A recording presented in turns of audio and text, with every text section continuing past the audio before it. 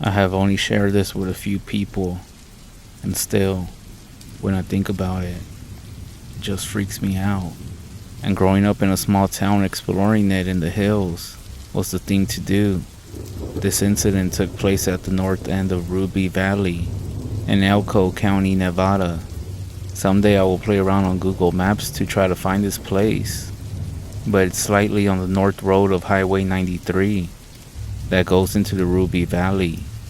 I have always liked checking out old mine shafts and ghost towns. That stuff really intrigues me. At the Burger Bar in Wells, Nevada, where I am from and where I grew up, they had these old turn-of-the-century maps under glass on the tables, and one of them showed several ghost towns just north of Ruby Valley. So I figured I would go check them out, as I had not been in the area very often. I gassed up my '72 Dodge pickup and grabbed my HK91 and I set out. I had found some old foundations in the lower country and started heading into the mountains themselves, and I started finding some old abandoned mine shafts. It was pretty cool, to be honest, so I kept going up. I took this old road that was no more than an overgrown cattle path at this point in history, and I came upon a tree blocking the road. It was an old pine, about 2 feet in diameter, and it was blocking the road. After this tree and the road continued straight for about 200 yards, and then it hooked right before coming back again 180 degrees. I parked my truck in front of the tree, and I started to set out on foot. I grabbed my HK with one 20-round magazine in the rifle, and I put a 20-round mag in my back left pocket. I always had a rifle with me, as I have encountered a lot of mountain lions and mine shafts before, and just generally, I like to shoot targets and stuff. So I get up on the ridge lines and I'm shooting at this big boulder from a couple hundred yards away. As soon as I climbed down over the fallen tree, I had this really creepy feeling as if somebody was watching me. I continue on for 200 yards, to the point where the road started curving right and gaining elevation. And when it did, it was going towards this cabin that was up the hill. At this point, I realized that not only did I feel like somebody was watching me, it was also really quiet. This was in June or so. School had just got out. Everywhere you went, you could hear those old cicadas, but not out here. It seemed like as soon as I crossed the fallen tree, the mountains became silent.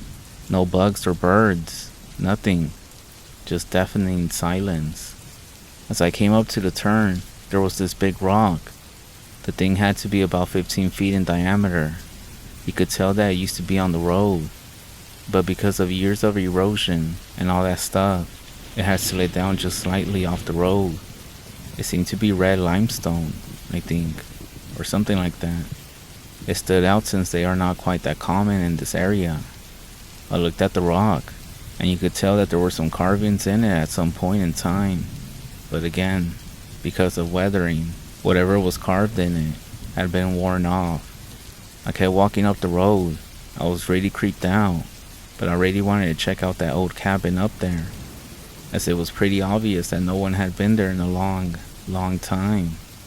At this point, I was maybe 3 hours off road to get to this point. Eventually, I did get up to the cabin. As far as abandoned houses and cabins in Nevada go, this one was actually in pretty good shape. A lot of the glass on the windows was still intact, and there was some evidence of curtains behind the windows. By this point, there was something in the back of my mind telling me that I should keep on going. I went into the cabin, and that's where I started to get the feeling that something was off again. Most cabins you find out in the middle of nowhere in Nevada are empty. There's nothing really left in them. Maybe a bit of broken chairs and couches and stuff. But this one was completely furnished. Time had taken its toll, but everything was still there. What was left of an old mattress and some bedding was still there as well.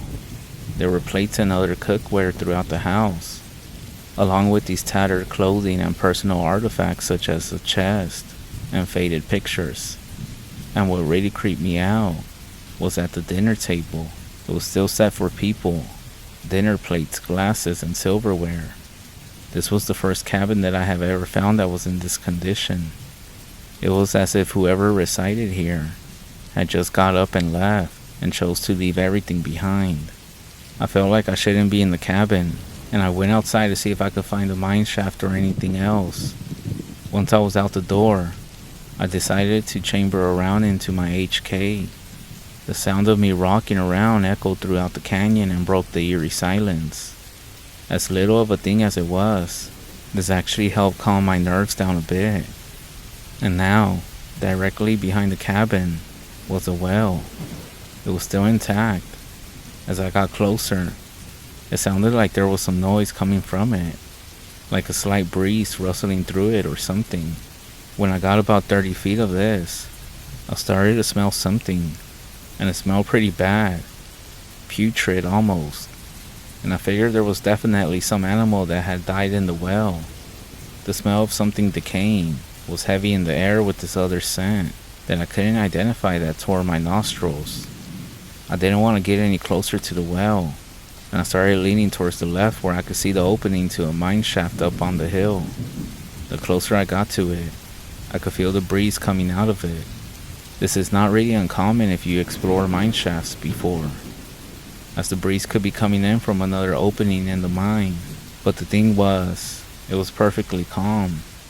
As far as I could see, there were no trees moving nor any signs of the wind.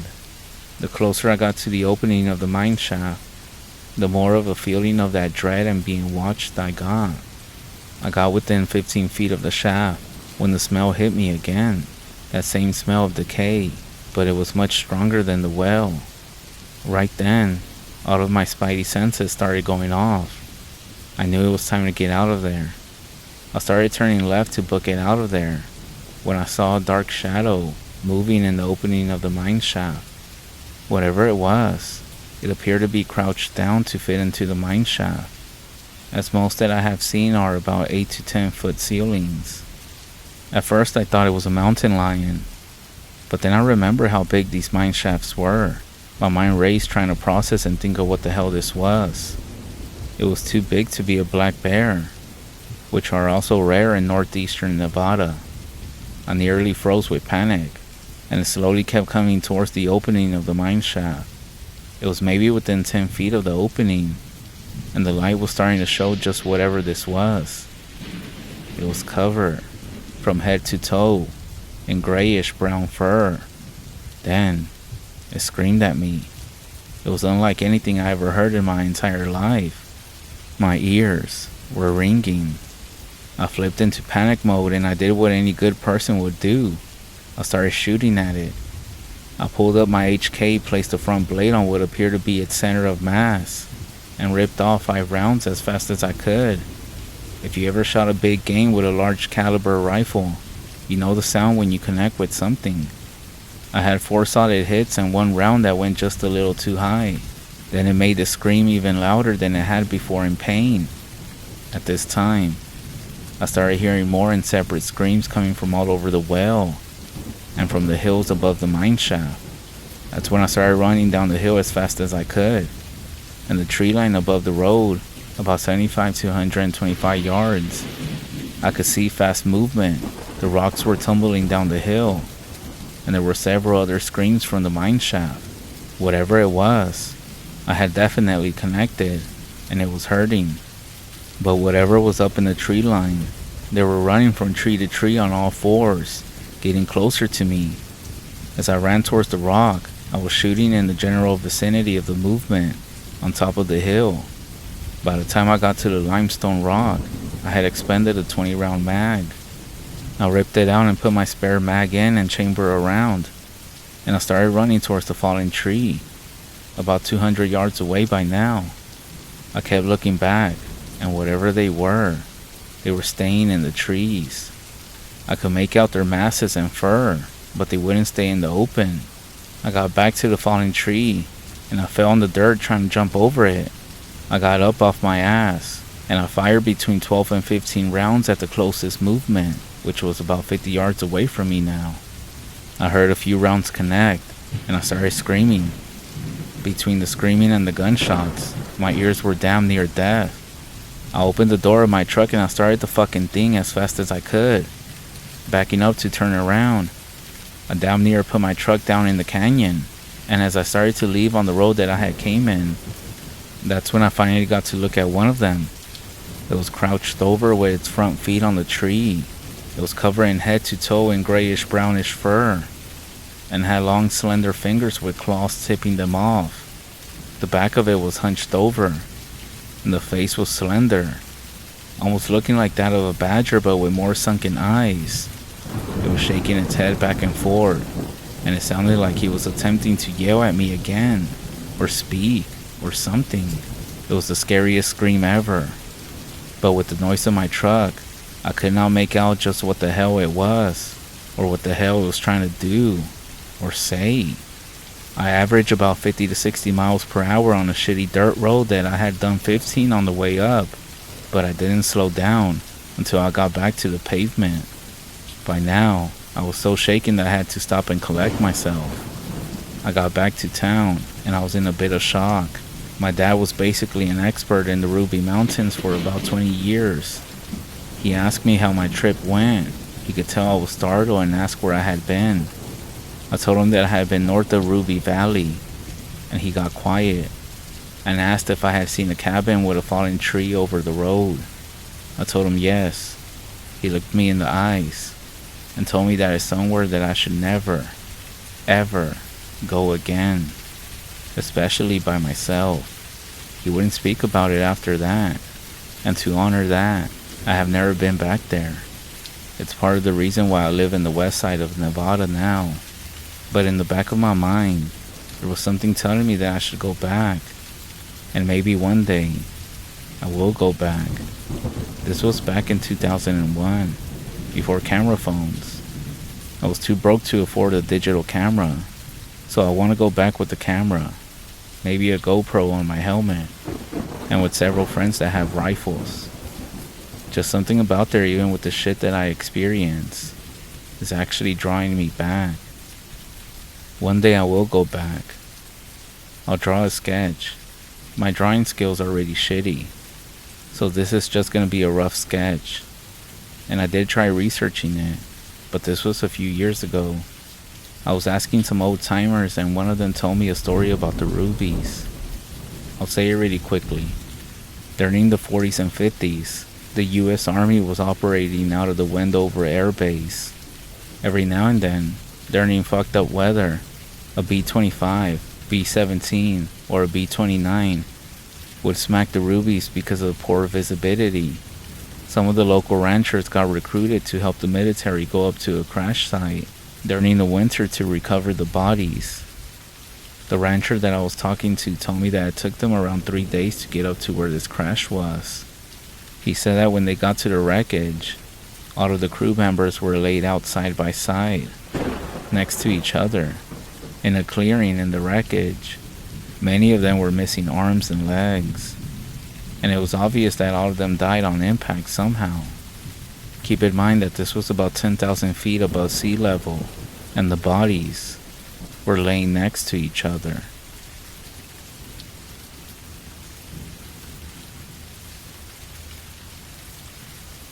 Did you know that the flute was a traditional instrument that the natives first used when they first settled in? It's said that the Skinwalker uses the flute to communicate with the spirits in other planes or dimensions. I was working on a ranch in Chinle one summer, near Canyon de Chelly. It was a fairly big spread, a couple hundred acres at least. We had been having problems with coyotes getting into the sheep pens at night. The guy that I was working for, Dwayne, sent me and his middle son, he was about 17, out to make sure the gate on the corral at the southern end of the property was closed.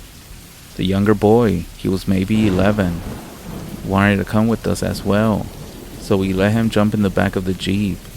It was after dark. The drive out there was a good 10 or 15 minutes. Dwayne's kid was behind the wheel. I was sitting in the passenger seat, my head back and my eyes half closed, just enjoying the cool night air and the quietness. When we got there, Dwayne's kid, his name was Jay, sent his little brother, Aaron, out to check the gate. It was only 20 or so yards off the road, and to the far side of some posts with chicken wire. My eyes were still kind of closed when I heard some whistling, but it wasn't like a person. It was more like the sound of a flute, the reed kind with the holes punched through it. It was a simple tune, but it was deep. That's when out of nowhere, Jay starts yelling for Aaron to get back in the Jeep. And it's like he's not kidding. Just the way he was yelling, basically screaming at him, caused me to jump up, and it had my heart racing, as if something bad was about to happen. He kept asking me, his voice in near panic, "Do you hear that?" Sounds like some kind of flute," I said. Just at that moment, Aaron launches himself into the back of the Jeep, his eyes wide open and looking as if he is ready to cry. Jay turns the key, and practically before the engine turns on, he's got his weight on the gas pedal like he's afraid it's going to push back. The wheel starts spinning, dirt and pebbles are flying all over the place. No sooner does Jay get us in motion, when the sound of this flute is right there, as if whoever is playing it is just there in the dark. But I couldn't see a damn thing. As soon as we get back to the ranch house, the two boys run in and tell Dwayne what happened. The next day he goes into the settlement and comes back with a medicine man. The old guy spends more than half the day going around and blessing every part of the ranch. When he leaves, he tells us to be careful and to not go out alone at night. He said he is sure that there's a Skinwalker going around.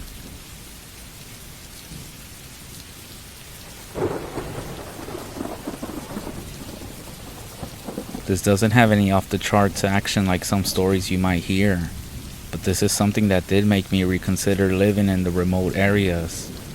I went camping with two of my buddies about 7 years back. We were backpacking out in the deep woods of Montana.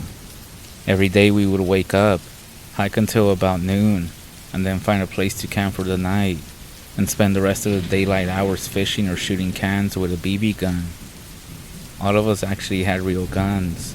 But as you know, ammo isn't cheap, and we wanted them only for emergencies. We had a great first few days. On the fourth day, we must have been about 50 miles from the nearest road. We decided that this would be as far as we go, and tomorrow we would head back the way we came. We were pretty high up on a hill at this point, and we had a lovely view of the landscape. We found what seemed to be the concrete foundation of a long since demolished fire watch station, and decided that it would be the perfect place to camp. We made a fire, and then we went to sleep. It was still pretty early, but we were all tired as hell. Later that night, I woke up to go pee. I walked out to the edge of the concrete platform, and it was basically pitch black outside. The stars were beautiful though. I remember pointing my flashlight down the hill the way we came, because I didn't want to point it at the tents and wake up my friends. The flashlight was pretty weak, one of those real heavy ones with a dark yellow light that only lights up about 30 feet in front of you. I could barely make out what I thought was a deer moving across the path that we took up the hill, but it was too far for my flashlight to really hit it, and there were about a dozen trees in the way, so I only saw a few flashes of it. After a few seconds, I saw that it was actually not a deer. It was a person, and I started to freak out because I assumed it was a ranger that was about to give us hell for having a fire without a permit. Every time I looked back, this person was a couple feet closer to me, and I could hear them taking slow steps whenever I looked down, attempting to control my stream. I didn't realize it at this time how strange it would be for a ranger to be wandering around here without a flashlight at 2 in the morning, but I was tired. I could only still barely make out the rough shape of him within the darkness with my really crappy flashlight, but I finished up my business and then pointed the flashlight back at the person. He wasn't moving towards us anymore. I yelled out to them and asked if they needed something, but I got no response. At this point, my buddies were awake, and they came out of their tents to see what was going on. One of them had a much more powerful flashlight than I did, and he pointed it to where I was pointing mine. It lit up the person, and we could see him pretty clearly now. He was tall, but fairly lanky. and about 6.5 feet tall. And something was indeed wrong with this person. They had sideways facial features. They weren't bloody or anything. It's not like he was attacked by a bear and it just rearranged his face. But his eyes were just sideways, and the mouth was also sideways. He was staring directly at us and starting to smile pretty hard, even though I'm not sure if I would actually consider it smiling, because it basically was just baring its teeth at us and maintaining eye contact. It was still pretty far away, maybe about 100 feet, but we could still see its face pretty clearly. Its eyes were wide, open enough for us to see the whites. We were all pretty shocked, obviously, and one of my buddies pointed his gun at him. As soon as this thing saw the gun, it just sort of coughed or gurgled. It sounded kind of like when someone is choking. It turned around but kept looking at us over its shoulder as it moved back the way it came from. It wasn't making any sort of effort to stay hidden, and with the bright light from my buddy, we watched it walk off into the woods for about 10 minutes until we couldn't see it anymore. All of us were freaking out and we quickly packed up our camp and let the fire die down. But that was the scariest part, to be honest. Not seeing this thing first, but packing up the camp basically in the dark, because we couldn't hold our flashlights and look at the woods around us. In the meantime, we heard plenty of noises, and the entire time we felt like this thing was going to sprint out of the darkness. But it never did. We had our rifles out until daylight. Then we hiked faster than I ever hiked, and we got out of the woods. We hiked so fast that we were out by noon. We threw our stuff into the truck and drove 90 miles per hour, checking the mirrors every 10 seconds. We never saw that thing again. Once we were back in town, we all recounted exactly what we had all seen to each other, and our descriptions of this thing's face were all exactly the same. Very wide eyes, sideways features. It never attacked us. The woods didn't fall silent. This thing didn't smell like its flesh was rotting. It was just strange, bizarre. It looked wrong, and it also moved wrong. And the scariest part was when we couldn't see it at all, because we didn't know if it was going to be right next to us. And we didn't need to fire any warning shots, even though we were all thinking about doing it. As soon as it saw the gun, it started backing away. Maybe other people or other campers had fired at it before and it understood what it was. But that's also scary, because that means it's actually quite intelligent. We were trying for hours to rationalize it, but none of us could really figure out why somebody would be out in the middle of the woods with no flashlight or backpack, stalking some random hikers in the middle of the night. None of us think that it was a human, but we also got no explanation. It's basically a campfire story for us at this point. We still go camping here and there, and I had some other weird stuff happen as well. But this is just about this specific case. But nowadays we stick to actual campsites, and we invite more friends than before. Backpacking alone is out of the question for me.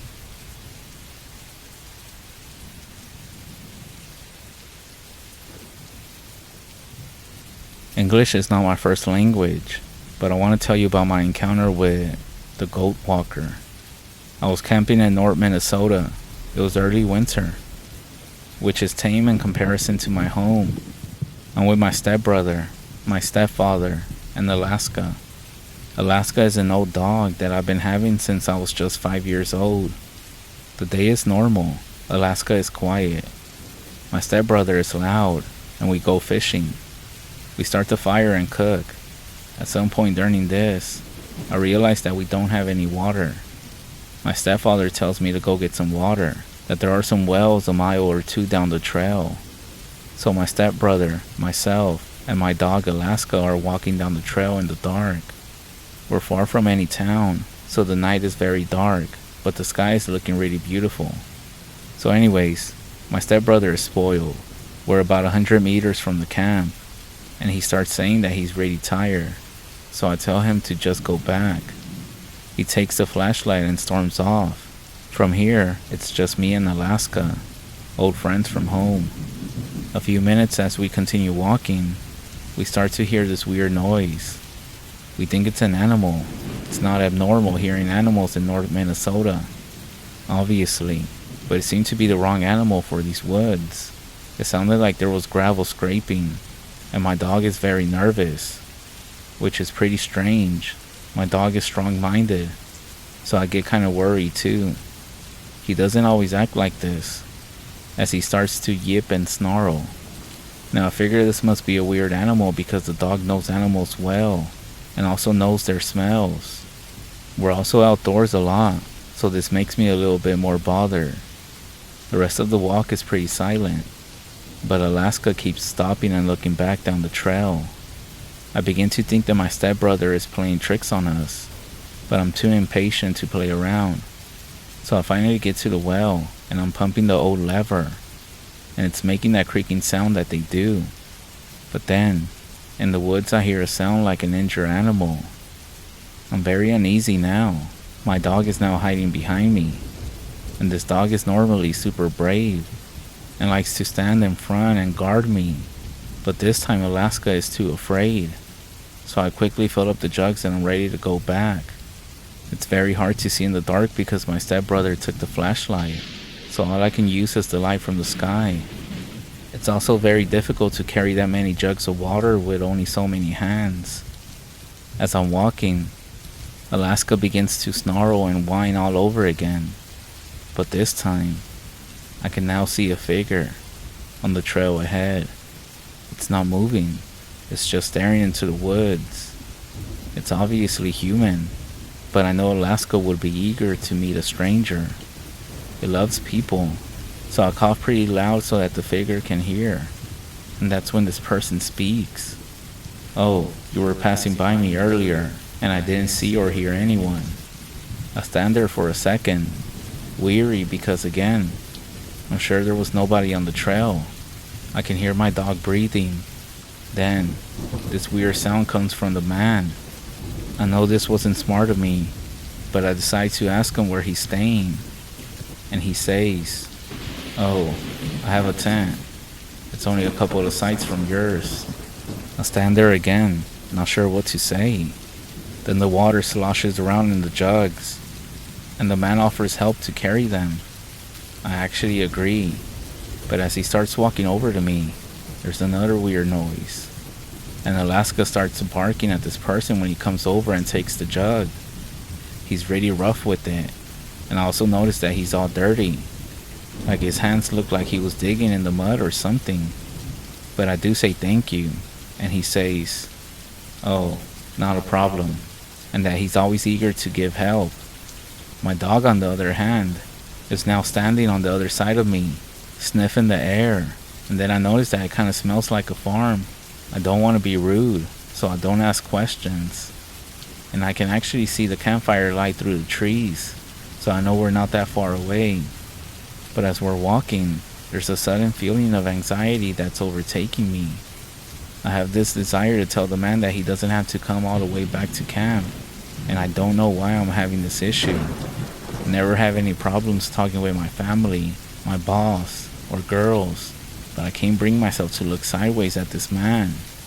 But I have the feeling that something is insanely wrong with him. The fire was close enough now to throw a shadow, but I can't see anybody's face, and there's no talking. There's only sound from the fire. I still have this overwhelming fear. It's like the metal from the water, and then the farm smell. It's burning my nostrils. And then I realize that it reminds me of a time when my dad cut himself in the big barn. The smell of it all, and that much blood. I'm still afraid of blood, and I'm just very ill from that memory. That's when I finally turn to look at the man, and I see that his eyes are white all over. I'm taken aback as I yell, and then there's the animal sound again, and my dog barks. The man says, "Why are you screaming?" And he sounds actually afraid, and that's when I realize that he's actually blind. I confess and say that I don't think that he's actually blind, and he just gives this weird creepy laugh and says not to worry about it. And then I hear the animal sound again, but by now we're in full firelight, and it keeps looking like there's a weird animal just standing behind the man. It's like when you see those videos where there's a spirit that's attached to a person and it looks like it's almost inside of them or something. And that's when I say, "What's that behind you?" And he says, "Oh, don't worry about that." And that's when I realize that there's something really weird going on. The man then laughs to break the silence, and he hands me the water jug.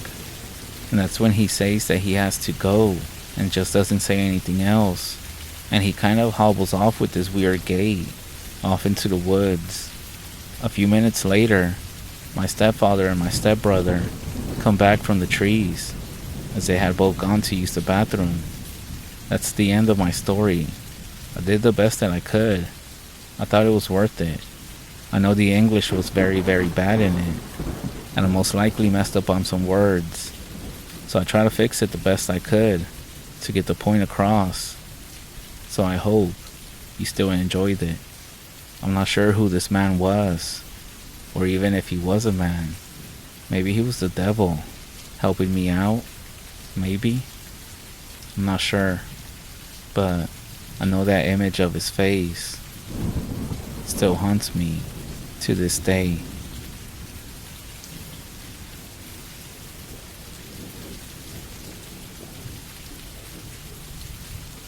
So this is not that scary or weird as some other stuff that you might see or hear. But it happened back around in 2010 when I went to Montana with my dad. I think I was about 13 or 14, around there. Anyways, this is some crazy stuff that happened to me. So we were in the middle of the Rocky Mountains in Montana, to be exact. I was with my dad on a trip cross country. We stopped in the national park for a few days. It was a random small town, so we park at this local super cool campground that has a lake nearby where I can go jump off the rocks and into the lake. I know it's gonna sound strange, and now that I think about it, it really was bad of my dad to do this. He would leave me here while he went to the bar. I mean, I was pretty mature, I want to say, at that age. But still, who leaves their son alone while they go get their fix, right? So while I'm swimming and playing around in the lake, this dude, I know, don't talk to strangers, but I mean, I wasn't a little kid no more. But there was this older guy. He looked Native American, and he looked to be about 60 or 70. And he walks up to me, and he just tells me that there are things in this area that belong to the Blackfoot tribe. Something about the guardians of these lands. He spoke of artifacts left behind by his ancestors, relics about legends. He then looked at me in the eyes, and in a stern tone, said, "Do not disturb these sacred objects. If you see them, don't pick them up, and do not touch them. There are beads on the ground that show the history, necklaces with the spirits of our ancestors, shoes that walk the roads that we now take, and drawings that capture the history of us. Each item is a thread of Blackfoot culture.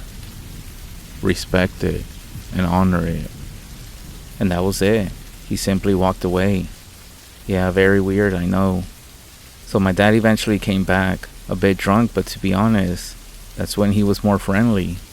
So as the days went by, we went hiking a bit. And as we were walking, I came across some black stones that were sticking out of the ground a bit. I picked a few of them up because they looked very shiny and polished. I mean, where else do you see totally black meaty rocks? Pebbles almost, right? Anyways, yeah, I fucked up, but let me finish telling you what happened. We got back to the campground and went back inside the RV to sleep. Now at night is when the crazy shit started happening. As I was in bed, I heard this sound. It was like this crying that could be heard from the campground outside, but it didn't sound human whatsoever. It sounded like, I don't know, I can't even describe it. The kind of sounds that make the hair on your neck stand up. I'm not sure what to do, but I get even more scared when I hear footsteps walking up to the RV. I don't quite remember, but whoever is outside is breathing really heavy. It kind of sounds like a bear. Being curious and scared, I look out the window, but I don't see anything. but I know there's somebody outside because you can hear them walking. I can hear them breathing, but there's nothing out there. I end up going back to bed and eventually fall asleep. But the next morning when I wake up, we find out that a fisherman has been found dead around the lake, which is the exact lake we were staying at. I have no idea how he died, but I remember the noises from last night, and I couldn't help but put two and two together. My dad then drove into town outside of this park. We were getting ready to head through the Midwest, and we ended up stopping at this Native American museum. As we walk inside, I noticed it was run by this really old woman. We explored around a bit, and my dad told me to keep my hands inside my pockets at all times. At some point, my dad walks up to the counter to purchase some souvenirs. As I'm looking around, I take my hands out of my pockets, and one of the black rocks I collected while hiking drops out. This woman sees this, and I kid you not, she completely loses her mind. She tells me that I should never pick those up again, and that I don't know what I'm doing, that I have brought a curse upon myself. So me and my dad just look at her crazy, and we're both a little freaked out. So we just kind of walk out. By this point, we're thinking that the whole town is just full of weird people, as my dad continues driving further out. Later on that evening, we stop at a diner. As we walk in, that's when I notice him. That same native man that had talked to me at the lake. He was just standing in the corner of the diner, just staring, creepy as hell. At some point between us walking in and getting our meal, he disappears. Now there was no back door to this diner, and he was gonna have to walk by us in order for him to get out. I don't know if it's related to all the creepy shit that's going on. But later on that night, when we're sleeping in the RV again, I don't hear anything no more, as we're pretty much further out from the national park and that creepy ass town. I noticed and remember that I start having these weird dreams that I can't comprehend. But I know it's about a woman that is yelling at me, telling me that I shouldn't have disturbed them. I wake up, and mind you, we're so far away from the park now. I know we're like hours basically, but that's when I hear them again. Those crying sounds, they're back. This time, when I hear those terrible noises outside, the footsteps and the heavy breathing, I look outside the window, and I see this thing, just staring at me. I can only describe it as everything demonic. Everything about it was just wrong and just felt very evil. I closed the blinds and I lay there sleepless from that night on. I would have gone to wake up my father, but I know he would have told me to stop being a little wuss and go back to bed. I didn't sleep at all that night. As I'm laying there in bed underneath my covers, trying to ignore all the sounds outside, I start hearing taps on my window. I'm not sure what else happened, as I know I eventually fell asleep. But the next morning, we finally get out of Montana, and that's when I noticed that the dreams finally stopped. No sounds, no dreams, no more weird people, nothing. However, recently, I went back to Montana with my uncle about a year ago, and I kid you not, the exact same thing starts up again every night. The crying, the wailing, the sounds. I didn't see anything this time though, but still, the same dreams about this woman yelling at me. I did try to go back to the museum to find the lady I saw the first time around, but apparently, she was dead. Now, I have no idea where the guy was. The guy that gave me the warning at the lake. Even after I went to the diner, he wasn't there. So I ended up talking to one of the workers at the diner, and when I asked him about that guy, his eyes grew wide and said, "Those who see him means that they, who shall not be named, are near." Creepy as fuck, right? Well, to follow up, he said that I need to leave Montana and get a full cleansing, and to never pick up anything from the woods again. We did leave Montana, and everything stopped again. I never did go get that cleansing, but I would advise, If you go hiking, camping, backpacking, or whatever in the woods, never touch or pick anything you find.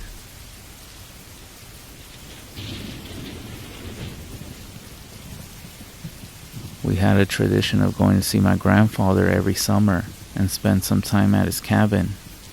The cabin by a lake, and older than he is. The cabin is a load of fun for a child spending their carefree summer. The one thing I disliked about the cabin was there was no indoor washroom. A shower was set up outside. An outhouse a few steps off into the woods was the worst thing about the cabin. I hated using that thing. Bugs always took over the inside, and I had a fear of something reaching up to grab me if I sat down. We begged my grandfather to get indoor plumbing. He only got a tub hooked up, but his water heater can only handle so much, so we were banned from using it in the summer. The place was just barely held together. It would be cheaper to buy a new cabin than to renovate it, but we still went every year, always forgetting the negatives, until we finally arrived. Even my father complained about the outhouse, and he never really complained about anything. My grandfather also had a rack of hunting rifles and one shotgun. He told all of us to never touch them, and to respect the weapons. He left the cabinet they were inside locked, his guns unloaded, and the ammo hidden somewhere in the cabin. He took no chances with the guns around a bunch of kids. He always said he would whoop some ass if he ever saw us touching them, and told us it was because he loved us and didn't want an accident to happen. I asked why he kept the guns. I didn't see him using them very often aside from shooting a deer or two. I would see him go off into the woods while we swam with a rifle on his shoulder, but he normally never came back with some animal he shot. I don't think he would kill something to waste, leaving it behind. Or did I think he was a bad shot? He may walk slowly, but his eyesight was better than ours. He always knew what might be going on. One time, my cousin found a cigarette someone dropped near the corner store, where we sometimes got ice cream snacks. He kept it hidden for a day. When he thought that the coast was clear, he used one of the lighters for the fire pit. He didn't even take a drag before our grandfather came out yelling at him, scaring us all to death. With 3 kids crying, begging him not to tell our parents, he gave us mercy. As long as we cleaned the boat we've been putting off all weekend. Overall, my grandfather was a scary man. One night, after telling each other ghost stories to freak each other out, the worst thing happened. When everyone else was dead asleep, I needed to use the restroom. I hated going out at night. It might be only a few steps, and yet it felt like a mile walk. Things croaked off in the woods, which were perfectly normal noises for a forest. When you're a kid, full of ghost stories and listening to these things, those noises turned into killers and ghosts waiting to scoop you up. I went through the cabin to the back door, knowing that I couldn't hold it until morning. There was a flashlight by the door. I turned it on only to have it flicker off. It was the kid's job to make sure the flashlight had new batteries. Sometimes we switched them to out the good ones in the shared Game Boy for a few more hours of playtime. It finally came back to bite us. However, since the full moon was out, I had taken the path 100 times before, so I went on without the flashlight. I feared what my grandfather would do if I woke him up trying to find new batteries. Slipping on my shoes, I went off in the backyard and down the short path to use the washroom. I heard a noise, and I looked over my shoulder and walked faster, fearing what might be looking at me in the dark. That was a mistake. Going without a flashlight and not paying attention to where I was going could have killed me that night. The longer I walked, the more afraid I was. It should not take this long to get to the outhouse. Another crack of a twig made me jump. I could no longer hold it and needed to step off the path to do my business and carry on. I hated going to the washroom out in the woods. At least it was quick, and I was back on the path towards the cabin. But was I? Nothing looked right. The trail appeared too overgrown. I didn't understand how I had gone so far off the path. In my mind, I went the right way the entire time, and I only got lost when I stepped aside. Fear nearly froze me to the spot, forcing my body to move. I started going down where I thought I had came from, praying to find the path again. At this point, I called out for someone to come and get me. A sound came, and I shut my mouth, heart beating so fast that it hurt. I looked around trying to see what was stalking a poor scared kid in the dark. Something flew at me.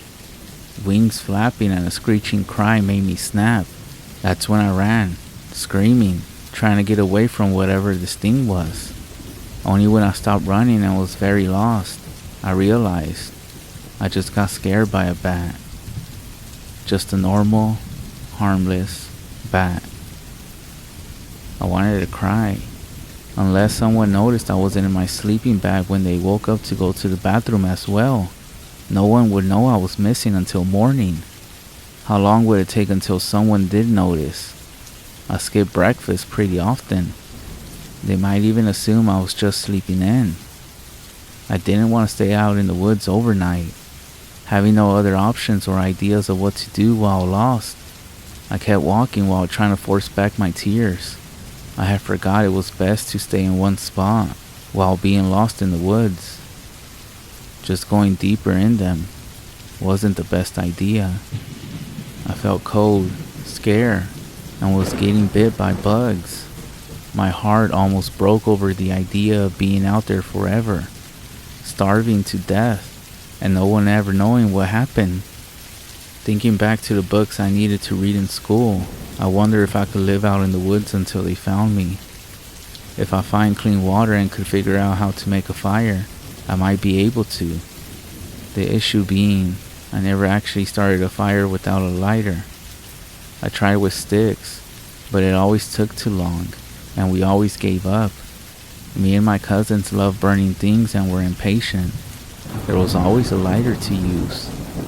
I wanted to try and find the cabin until the sun rose.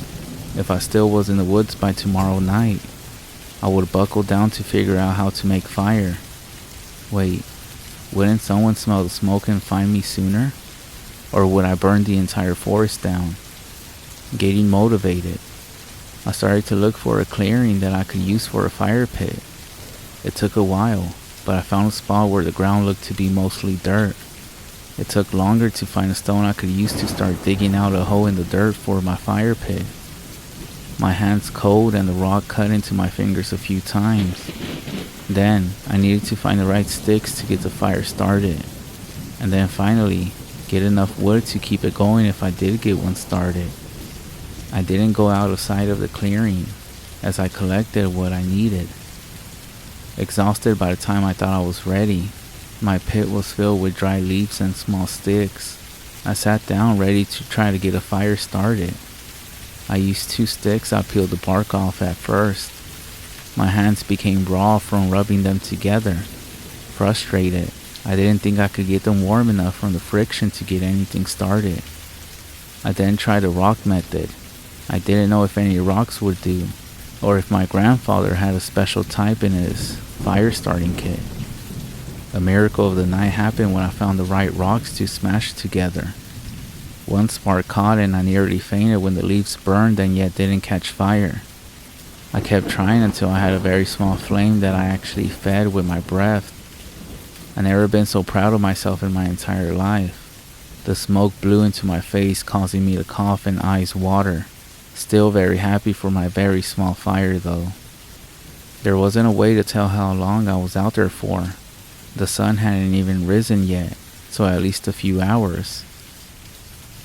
As I warmed myself by the flames, I heard something off in the distance of the woods. I heard it again. My chest got tight with hope when I recognized that the noises I was hearing were human voices. No one I knew, but still someone out here in the woods with me. With my fire still going, I would be able to see my way back to the clearing if needed. I hurried off towards the voices, so happy I couldn't speak. Mine. Mine. The voices were a warning for the person they were speaking with.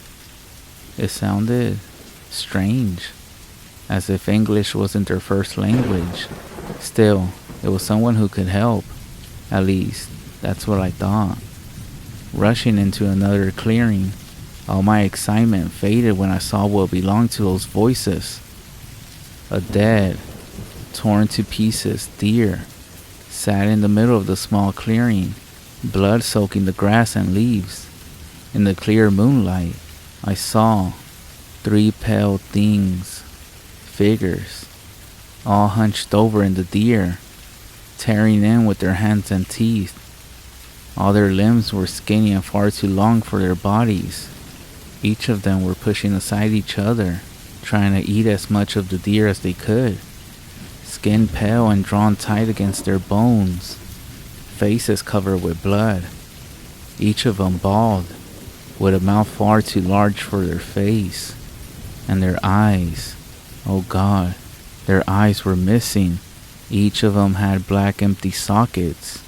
None of them noticed me, that is, until I let out a scream. All 3 heads darted up. Now knowing there was some fresh prey, I turned to run. Sounds from behind me said they were all starting to chase me. Tears came to my eyes, making it nearly impossible to see where I was going. I slammed into a tree hard enough to hit my arm to the point I thought it was broken. I tumbled to the ground, crying in pain. My moment of weakness enough for one creature to get on top, limbs on either side. The head looking around trying to hear where I was. The large mouth opening, dripping blood on my tear-stained face. The moment before the mouth filled with teeth tore my face off, a loud cracking sound echoed through the forest. The creature blown off. I screamed even more when a powerful hand grabbed my shoulder to drag me to my feet. Grandpa. I choked up when I saw him clearly through my wet eyes. He was holding a shotgun, ready to fire again. His face stern, not afraid or surprised of the creatures. I expected them to attack us. They somehow knew what the gun could do. Grabbing their dead, they dragged it deeper into the darkness. The moment they were out of sight, I heard the worst noise. Awful sounds of bones cracking and breaking. They were eating the one my grandfather had shot. It was all too much for me. I broke down crying, my grandfather silently bending over to pick me up in one arm.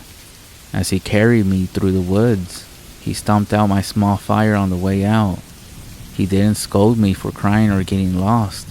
Him actually comforting me that night was the kindest moment we ever shared together. We arrived back by the time the sun was rising. My mother and father awake and worried out of their mind. They scooped me up when we arrived, and I cried all over again. Before we left, I was able to get my grandfather alone to ask him what happened. Those things wouldn't bother us at the cabin. I only saw them because I went too far in the woods. Apparently, he had a deal with them, that they were not to touch any humans as long as he fed them, and he also wasn't sure how many of them lived in the woods, or even what they were. He also said that he fully understood if I didn't want to come back to the cabin next year. I almost didn't, until he passed away of natural causes.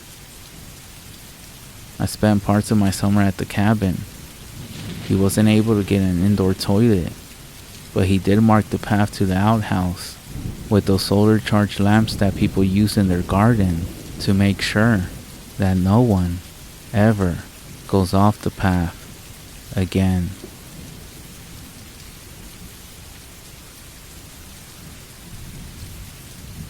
I recently moved into a new apartment with my dog, Marbles. It's not a nice place by any means.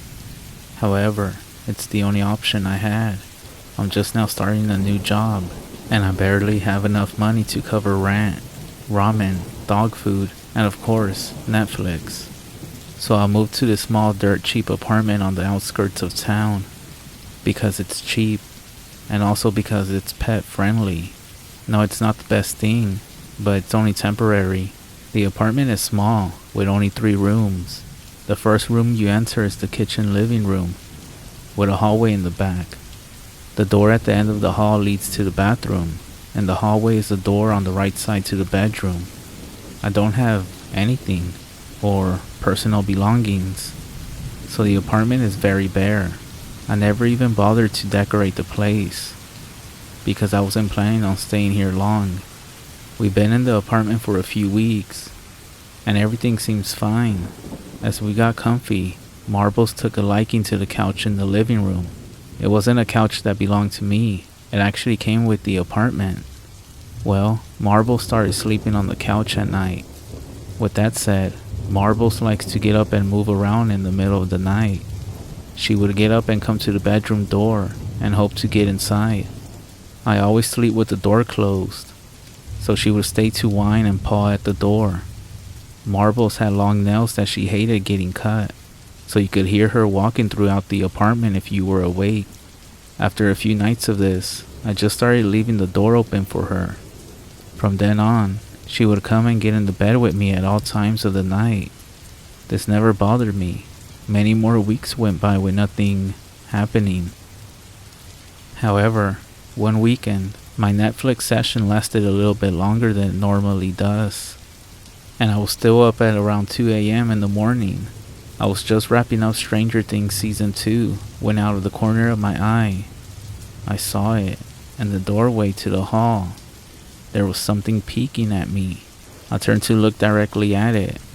It looked like the top half of a face, peeking from the left side of the doorway. The only thing I could see were 2 eyes, beady and black, staring at me. I was frozen.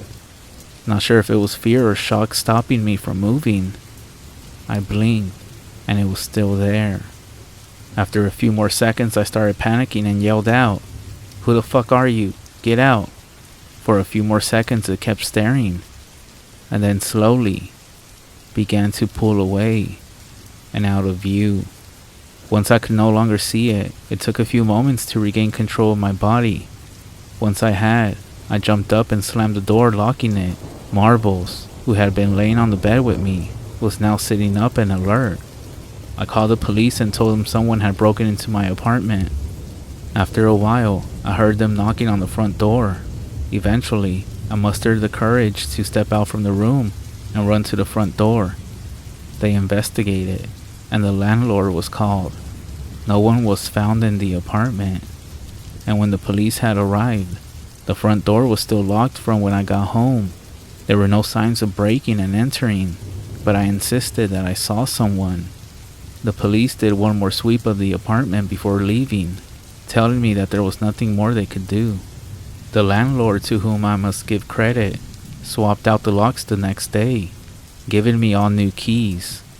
He told me that it was possible that a previous renter still had a set of keys to the room and had possibly come in.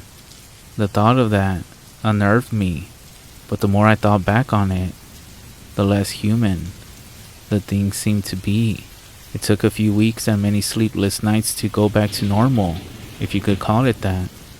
I told myself that I could handle the stress, that we would only be here a little bit longer. During that time, I also bought a baseball bat, which I now kept beside my bed. Now, I still kept the door to the bedroom open at night, but only slightly open, so that Marbles could slip in or out. I didn't feel comfortable seeing the doorway where that thing had been, but one night, Marbles came in and hopped in the bed like she normally does.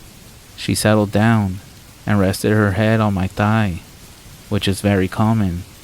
I had been asleep and never bothered to open my eyes. I started drifting back off to sleep when I heard a sound. It was the sound of the nails of Marble as she walked. It came from the living room and was approaching the bedroom door. I was facing the side of the room with the door, and I opened my eyes, and Marbles was there, pushing the door open and coming in. A chill ran up my spine. Slowly, I looked over and down at the bed. It was there. The thing was resting its head on my thigh, looking right into my eyes. For a quick second, I got a look at it. It had a humanoid form, but it was impossibly inhuman. Its face was horrific, with those beady black eyes, long greasy black hair. Its body was elongated, and it looked as though it was made up of only bones with skin wrapped tightly around them.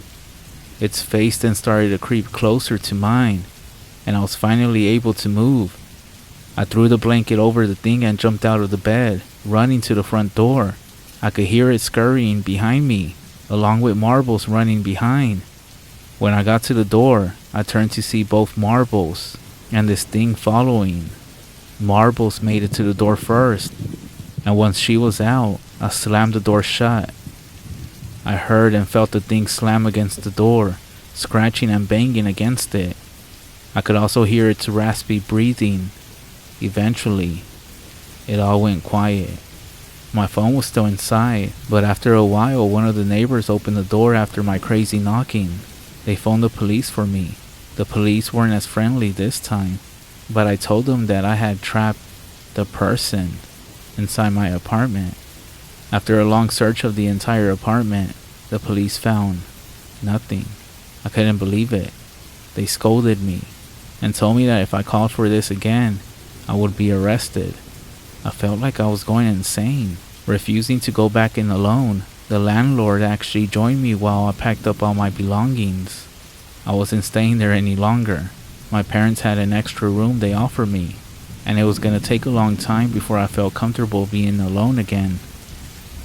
I'm typing this all out from my parents' house, laying in the guest room. Well, a few paragraphs ago, I noticed something. Over in the corner is a closet with folding doors. It's slightly open, and in the crack of the doors, I can see two beady black eyes staring right at me.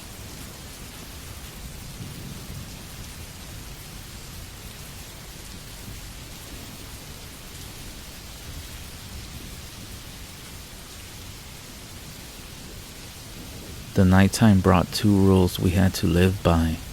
No matter what family you come from, you are to not look outside or be outside.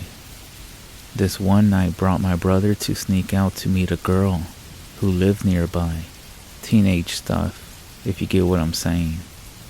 Anyways, the later hours of the night, and he's sneaking back through his window.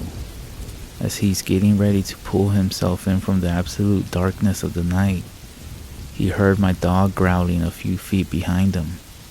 The dog we had at the time was from a known, highly aggressive breed, but to hear him growling came as a surprise to my brother. He claimed to call out soft to the dog, but the dog was unresponsive. After a few seconds, my brother slowly began walking towards the dog, and as he got closer, the smallest glint of light hit my dog's face. As his face softly lit, my brother realized that the dog was not looking at him, but the area of the roof right above his bedroom window.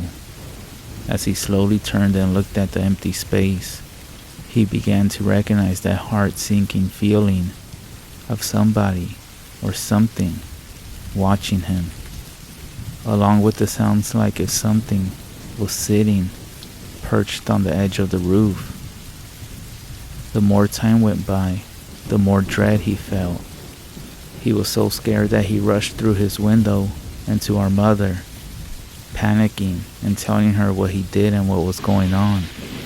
She was so scared she wasn't even bothered by the fact he snuck out. I remember watching and listening from my bedroom door and seeing her turn pale and begin to shake. She told him to never do it again and to keep his window closed. It was from that day on that not only our neighbors, but people from the complete opposite side of the community began to open up about their experiences with the thing that walks among us at night on the roofs of the house.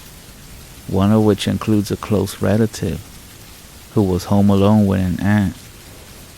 One night, she claimed to begin hearing something clawing and walking on the roof. When she noticed it, she said it was like it noticed her or knew she was there, because when she tried to find a room to shield herself in, the footsteps followed right above. Think of your ceiling made out of glass, and this thing always knowing exactly where your foot is falling, and the exact moment you extend your foot, there is another step. It wasn't until I reached my 20s that I began experiencing this creature on a weekly, yes, I said weekly, and I am not exaggerating. It was like clockwork, especially once snow began falling.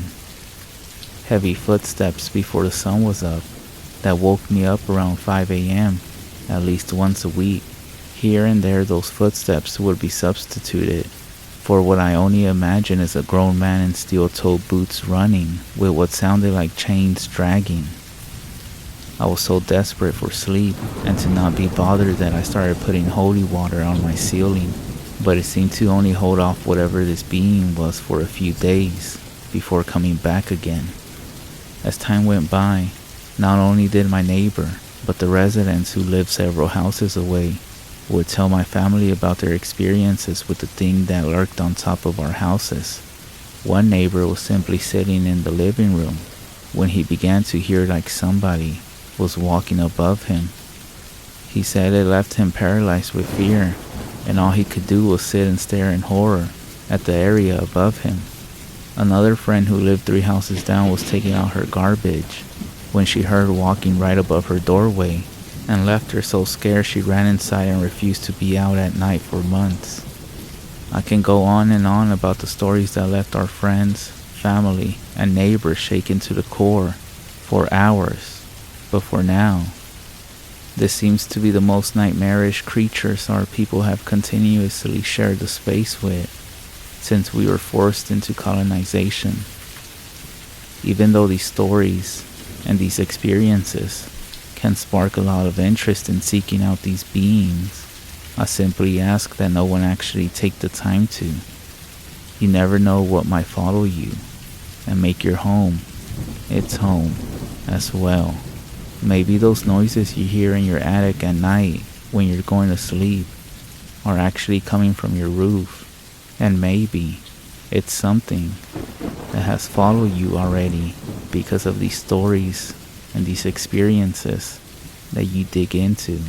If you think you have one of these things making your home their home, I would recommend to call a priest or a medicine man, somebody who's familiar with these things, because if not, next time it might be outside your window.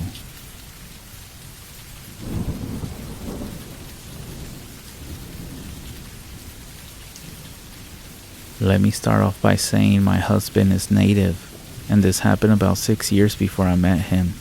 My ex-husband was stationed in San Diego, and I flew out there to visit him.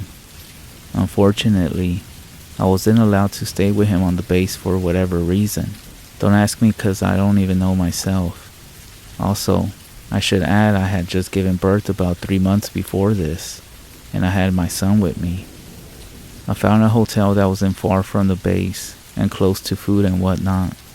I went out to get some food and then walked back to the hotel since it wasn't far. Unfortunately, with my horrible sense of direction, I got lost and ended up near a wooded area. But there was a highway also nearby. It was getting close to sunset, and I started seeing sets of shining eyes, and I thought they were just coyotes. I'm not afraid so much. After about 20 minutes, one set of shining eyes got closer, and I saw it was a coyote. I remember watching Steve Irwin as a teenager, and remember that if you make yourself appear bigger and more loud than you actually are, they will most of the time run off. So I started clapping my hands and shouting. This one, however, didn't. It actually stood up and started walking like a person. I have never run away from something so fast. It never followed me, and I wasn't going to stick around to find out what it was. It wasn't until I met my current husband that I found out what it was, and the look on his face when I told him this story. He actually went pale. He never said anything. He just kind of nodded like he understood. Maybe it knew I was still semi-healing from having recently given birth, or it saw my son in the stroller I was pushing and just wanted to scare me. Either way, I don't know. I just know that it succeeded in scaring me. This isn't really a question. It's more or less me telling the story of how I saw a Skinwalker, and I didn't even know what it was at the time.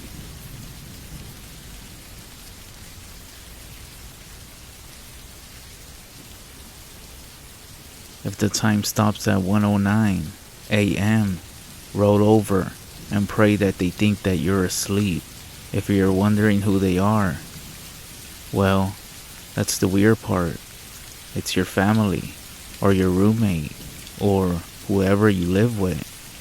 I never heard of this happening before, so I'm not sure what I can really do about it, other than pretend I'm sleeping, of course. That's the only thing that really seems to keep them docile. Let me explain what's been happening in a little more detail. This has been going on for the past 3 nights now. I didn't really think too much of it the first night, because, honestly, I thought my family was pulling some prank on me. That is, until last night, when I was attacked by my own wife. The first night was a pretty early night for my wife Kelsey, and my twin boys Eric and Aaron. All of us were out cold by 9 p.m. We had a pretty long day of splitting wood to stock up for the upcoming winter. That night, I woke up to an odd silence in the house, like everyone had left and I was alone in the house. I grabbed my phone and checked the time. It was 1:09 a.m. I looked over just to check if my wife was still asleep, and when I found the bed empty, I sat up and looked around. The house was pitch black other than the hall light by my boy's room that we left on, and with that light, I could see 3 shadows cast along the hallway wall as my bedroom was left open. Kelsey? I called out. That's when I saw the 3 shadows twitch at the sound of my voice, like they were startled. Kels, I called just a bit louder. This time, a shiver went down my spine as all 3 heads of the shadows looked in my direction. What the fuck? I whispered to myself, tossing the blankets off from me as I got up to investigate. I tiptoed to my door with a feeling of unease growing in the pit of my stomach. Once I got to the door, I peeked around and was pretty creeped out at what I saw. Kelsey and the boys were all standing still, with their bodies turned towards the boys' room. Their necks, however, were straining to stare directly at me. Huge smiles that looked painful to maintain were on all of their faces. What the hell are you guys doing? I asked with a chuckle, thinking they were playing a joke on me. Now that I think back at it, it doesn't even make much sense thinking they were joking. After all, why would they get up in the middle of the night for that, when there's no guarantee that I would even wake up? Their bodies made a twitchy, unnatural movement at the sound of my voice, which made me jump back in surprise. This was when I really started to think something might be wrong. A feeling of dread washed over me, and I began to sweat. Then, the sound of the clock on the microwave began to beep, and as it rang through the house, it made me jump in the air as I let out a startled yelp. My boys turned instantly and walked back into their room, Kelsey doing the same. Her smile disappeared and she walked by me like a zombie and crawled back in bed, snoring as if she were sleeping the whole time. Confused as hell, I walked back to my side of the bed and checked the time on my phone.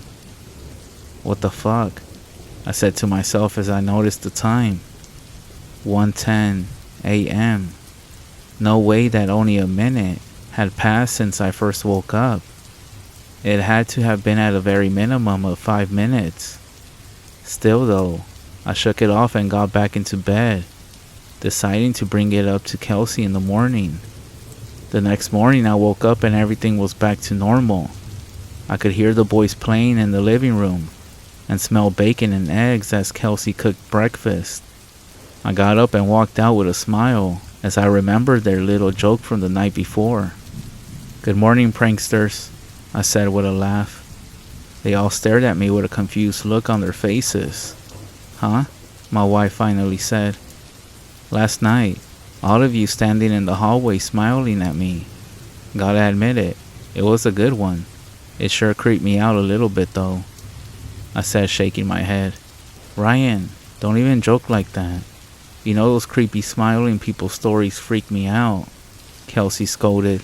"Hey, you're the one trying to freak me out in the middle of the night," I said. "By the way, how in the hell did you get the phones to stop at 109? That was a good touch." My whole family was looking at me like I was a nut job. Then they all started shouting it wasn't funny and that I was scaring them. I was shocked. I didn't know if they were still in on the joke or if somehow they had all been sleepwalking. That wouldn't explain the time though. "Alright y'all," I shouted. "I must have been having a damn dream. Don't freak out on me, shit." I turned and walked back into the room even more confused than ever. I knew I wasn't dreaming. Were they serious about their little prank? Or did they not actually remember? Either way, I figured I would settle it that night. I would simply record them with my phone if they try to do it again. That's gonna ruin their joke pretty quick. Satisfied with my plan, I went about my day. The boys helped me split more wood, while Kelsey did some running in town. Before I knew it, it was nighttime again, and we were all in bed. I made sure to have my phone charged and right next to me, ready to catch them in the act. Once again, I woke up hours later, and that same eerie silence filled the house. This time, my adrenaline started pumping as the feeling of dread hit me like a ton of bricks. I grabbed my phone and lit the screen up. 1:09 a.m. I tried to switch it to record, but my phone was frozen. "Fuck," I yelled. I looked over to the hall and saw the same shadows as the night before, but this time a little bit closer. My blood ran cold as I noticed out of the corner of my eye that the TV was left on, but the picture was frozen. It seemed that all electronics were frozen or something, adding to the creepy feeling that was engulfing my body. I got up once again and tiptoed to the door. I peeked my head around, and I had to cover my mouth to quiet a scream. Kelsey and the boys were standing facing me directly this time. Only somehow, their smiles even bigger than before. And now that they were a good 5 feet closer, I could see just how wide open and bloodshot their eyes were. When I moved my hand to cover my mouth, all three of them took a giant step towards me. Naturally, I took a step back. They mimicked with another huge step. This time, since Kelsey was bigger than the boys, she stepped ahead. She was now maybe 3 to 5 feet away, her eyes opening even wider as she looked extremely excited. I turned around to jump back in bed, and as I did, I heard loud footsteps as they gave chase. That's when I felt huge blows hit my back, a lot stronger than any of them should be able to inflict. "What the fuck, y'all?" I shouted as my back started to hurt from the impact. I was now in bed and I yanked the covers over my head. It was childish, I know, but hey, I wasn't about to strike my wife. Thankfully, as I lay still, the blow stopped, and I heard heavy breathing from what I assumed was Kelsey, only it sounded way too deep and raspy.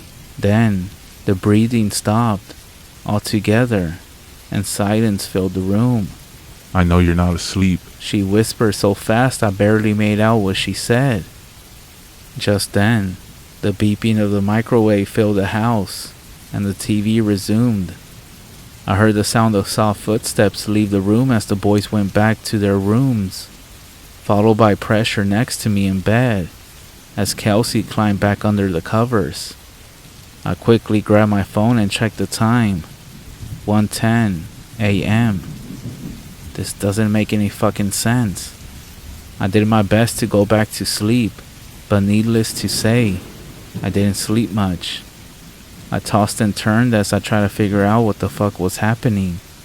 I tried to figure out what steps to take next. The only thing I could think of was to pretend that I was asleep next time, since my lack of movement seemed to stop the blows. If they thought I was asleep altogether, maybe they would just stand creeping in the hallway. It was worth a shot, I guess. I'll update tomorrow and let you guys know how last night went for me. It was still extremely scary, but hey, I didn't get attacked, so that's a start, right? I got another plan for tonight too, but I'll just put that in the update tomorrow. Wish me luck, and if anyone's got any idea as what to do here, please feel free to help me.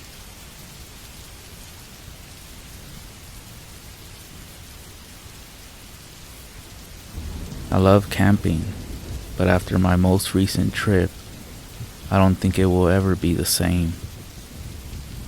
I set up my tent on nice, flat ground and collected some wood for a fire.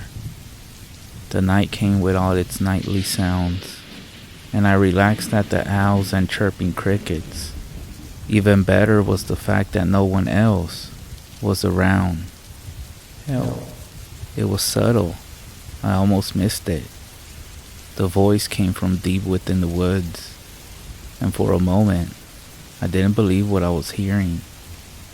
It sounded almost like a female, but strange enough, I just couldn't tell. Please help. It continued. I shined my flashlight between the bushes and walked around.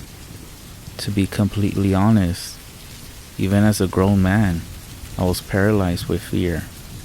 So, I did the responsible thing and called the local police. That's when things went from being odd to very, very weird. The police actually told me to ignore it. I explained to them that someone could be injured and maybe needed medical attention, but they assured me otherwise.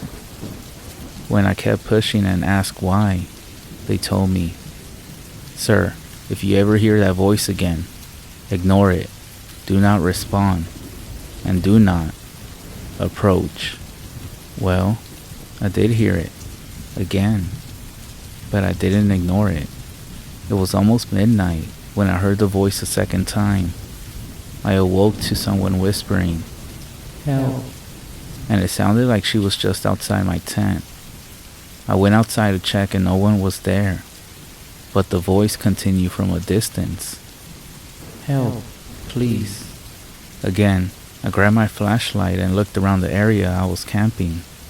I was too afraid to follow the voice into the woods, especially since the authorities themselves avoided it.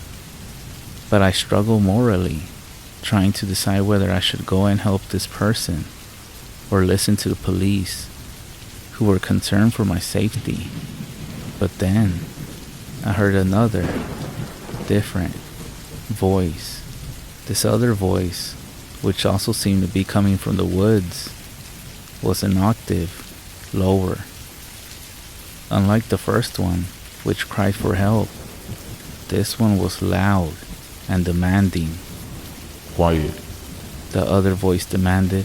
No one's going to help you. Once I heard that, I was pretty sure someone was in trouble, so I called the police again. When I informed them about a second voice coming from the woods, they seemed even more concerned. They told me that I should pack up my things and leave the campsite immediately. They said that hearing the second, more manly voice meant that it was getting desperate. They also said that the two voices were coming from the same person. That part was bizarre and confused me, to say the least. It was at this point I dismissed the police in that area as crazy, but not before telling them off. I got angry. I told them that if they didn't get down here to come and check it out, then I would do it myself. I said that a woman could be in serious trouble and that it was their job to help her, but they still refused to come. All they kept repeating to me over the phone was, "Do not enter the woods, sir." They actually seemed more afraid than I was. Once I hung up the phone, I heard the voices again. A gentle, "Please, somebody help me." And then, a growling, "Quiet. No one's coming." It was a little past midnight at that point. I couldn't live with myself knowing that I had the chance to save someone's life, but instead became a coward. So I grabbed some things and ventured into the woods. When I entered the woods, the voices ceased. Just like that. No cries, no whispers, and no commands. Even the owls and crickets went away. Nothing but dancing leaves and creaking tree branches. I stopped walking and looked around, a full 360 degrees. "Hello? Anyone here?" I called out. Nothing. "I'm here to help," I continued. "Where are you? Are you okay?" Still, nothing.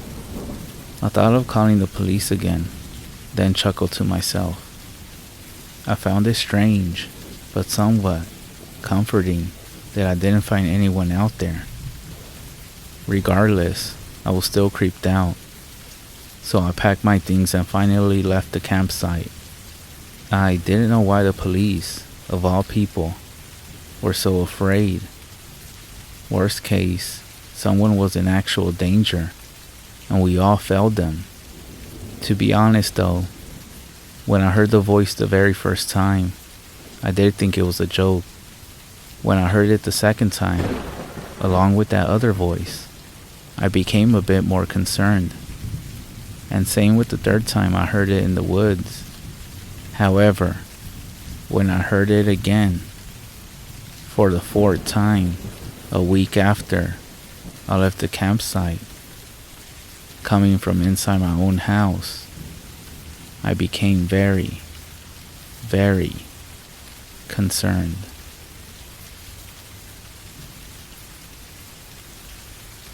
Upon a recent discussion with an alumnus from a previous supply caravan to Black Mesa on the Navajo res, it has come to my attention that one of the gals who accompanied the caravan a couple years ago had a very curious experience.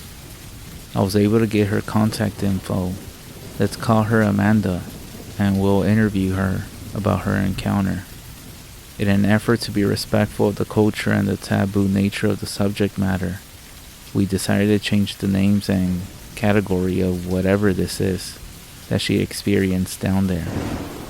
Just a bit of background, there is a company called Peabody Coal Mining, which leases tracts of land in and around Black Mesa, and the landscape is one of shadow topographical relief marked by dry draws and arroyos, which are essentially dry creek beds that flood during periods of heavy rain, which, granted, is not a very common occurrence in the high deserts of Arizona. This is what Amanda said. I was trying to retrieve a lamb who had escaped from the enclosure one afternoon. When I turned around, I couldn't seem to retrace my steps back to, quote-unquote, Johnny's compound, where his parents' hogan is located. I was following one of the arroyos, hoping it would lead me to a road. That's when I started having asthma. I think that I started hyperventilating and had a full-blown panic attack because I lost consciousness, and when I came to it, it was nighttime. I stood up and looked around. I heard something like a twig snapping behind me and turned around to look. In the pale moonlight, I thought I saw something ducked behind a tree. It looked like the dark shape of a person who had been peering around the tree. but then withdrew when I noticed it. But I could tell that it was still there. So I called out, "Hello?" Silence. "Hello? Is someone there? I'm with the Colorado caravan. I think I'm lost." I laughed nervously. "Can you help me?" After a moment or so, this figure peered back around the tree. Only this time, it looked like my friend Charlie from the caravan. The figure then stepped out from behind the tree and motioned me to follow, thinking that Charlie had been sent to bring me back to camp, and still feeling a bit confused. I started to follow the figure back up the draw. We've been walking for maybe 5 to 10 minutes when another figure seemingly materialized from the shadows out in front of us. I felt a bolt of pain, like a severe migraine, and had to stop. When I looked up, there were 3 more figures, and they were standing in a semicircle before me. Now these things did not look human at all, but rather like large coyotes, and I could see 10 eyes looking back at me in the dim silvery light. I started to stumble back, but the coyotes made no move to follow as I turned to run away. I ran for maybe 5 minutes before I stopped to catch my breath. That's when I heard another twig snap and looked back to see one of the coyote-shaped silhouette up on the ridgeline from back towards the direction from which I had ran. To my horror, the coyote appeared to stand up on its hind legs and let out a bone-chilling scream. I heard other people describe this before, but it almost sounded like a coyote howl, magnified through a megaphone, and then distorted with a heavy reverb-like sound effect. My head was pounding, but I truly felt in fear for my life, so I kept running. Eventually, I came to a service road and was able to flag down a Peabody mine worker who was driving down the road in a work vehicle. I convinced him to give me a ride and told him our caravan leader, Buck, could explain the situation to his manager if need be. As I climbed into the cab and we started driving, I looked in the rear view mirror and saw those eyes reflecting the red brake lights from the back of the truck. I don't think they followed us, but I couldn't be sure. So when the mine worker dropped me off at the compound, I ran into Johnny's parents' hogan, which is a big no-no for non-natives, but I didn't know where else to go, and I was still very scared. Johnny's parents only spoke Diné, but I was finally able to express the gist of what happened in between broken sobs and sniffling. I saw Johnny's father's face go pale as he realized what I was trying to say. He quickly shushed me and went to look out the window. Johnny's mom went to the stove and collected a small pan of ashes. She then dumped out on the table and started dipping bullets into them, loading them into a .357. She was singing what I can only assume was a Diné prayer for protection and looking worried at me. They let me sleep inside, and nothing more happened that night. In the morning, they called the medicine man to come and pray over me. We still had a couple nights left, but decided to call the trip short after that. Johnny said not to worry, that the walkers wouldn't bother them anymore now that we were leaving, and that he was just glad that I was okay. Suffice to say, I won't be going on any more caravans anytime soon.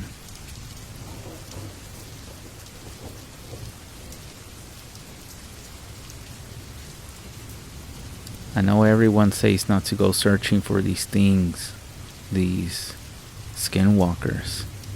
Well, I can't tell you how much I regret not heeding that advice.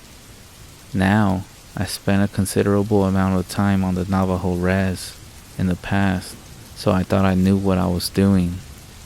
It's actually not that hard to find a skinwalker if you know what you're looking for, and if you do certain things, they'll come to you, as long as you're in one of the active areas. Such areas are in the path of the skinwalker, as it were, where a local clan of skinwalkers will come together to hold council and carry out their various rites and rituals and plan their evil doings. Kayenta, Arizona, is a town on the Navajo Nation at the intersection of Highway 160 and Highway 163. There's a pizza place there called Pizza Edge. Nearby is a car wash and a gas station, as well as a couple other little fast food restaurants. The whole area is just dirt, except for the mentioned highways, which are paved. Anyways, I mention this because that's about all there is to Kayenta. That plus a high school and a couple small hotels, a church, a post office, and a grocery store. The houses consist mainly of Navajo-style hogans and double-wide trailers. It all started in that small downtown area next to the Pizza Edge. As soon as I pulled into the small dirt parking lot, I noticed a Navajo man and a dog sitting in the shade. The man appeared to be asleep, but the dog was looking right at me, only its eyes were strange, vaguely human somehow. It was starting to get dark, so I went in to grab a slice of cheese pizza. When I returned, the dog was next to my car, standing on two legs and trying to get in my open windows. I shouted at the dog, and it dropped back to all fours and scampered off. I didn't see the man anywhere, so I got in my car and drove out of town a couple of miles to find a place to park for the night. I had a garbage bag with which I collected some roadkill along the way. I had found a dead coyote, a couple skunks, a raccoon, and a fox. I placed the dead animals out in a field where two natural draws met to form an open space next to a small pond. I had a hot cup of coffee, and I was ready to stay up all night if need be. At some point, however, I did fall asleep and woke with a start when I realized it was the middle of the night and someone or something was walking around my car. I grabbed my flashlight and shined it out the window. Boy, do I wish I hadn't done that. There was that dog again, except it was walking on two legs, peering in at me. I froze up. I couldn't move a muscle. The dog was breathing on the window, causing it to fog up in the light. Its eyes just looked wrong, like a human's eyes in the face of a dog. I jumped into the driver's seat and tried to start the car, but the engine wouldn't turn over. That thing was trying to open the door, and I could hear it scratching its claws along the side of my car. Finally, the engine turned over, and I was able to start the car. I hit the gas and sped out of there like a bat out of hell. I could see that dog thing in my rear view mirror, still running on two legs, before dropping back down onto all four legs and veering off into the night. I don't know what I was thinking, but that experience really scared me. Don't go looking for these things. They're out there, and they might just have you for dinner.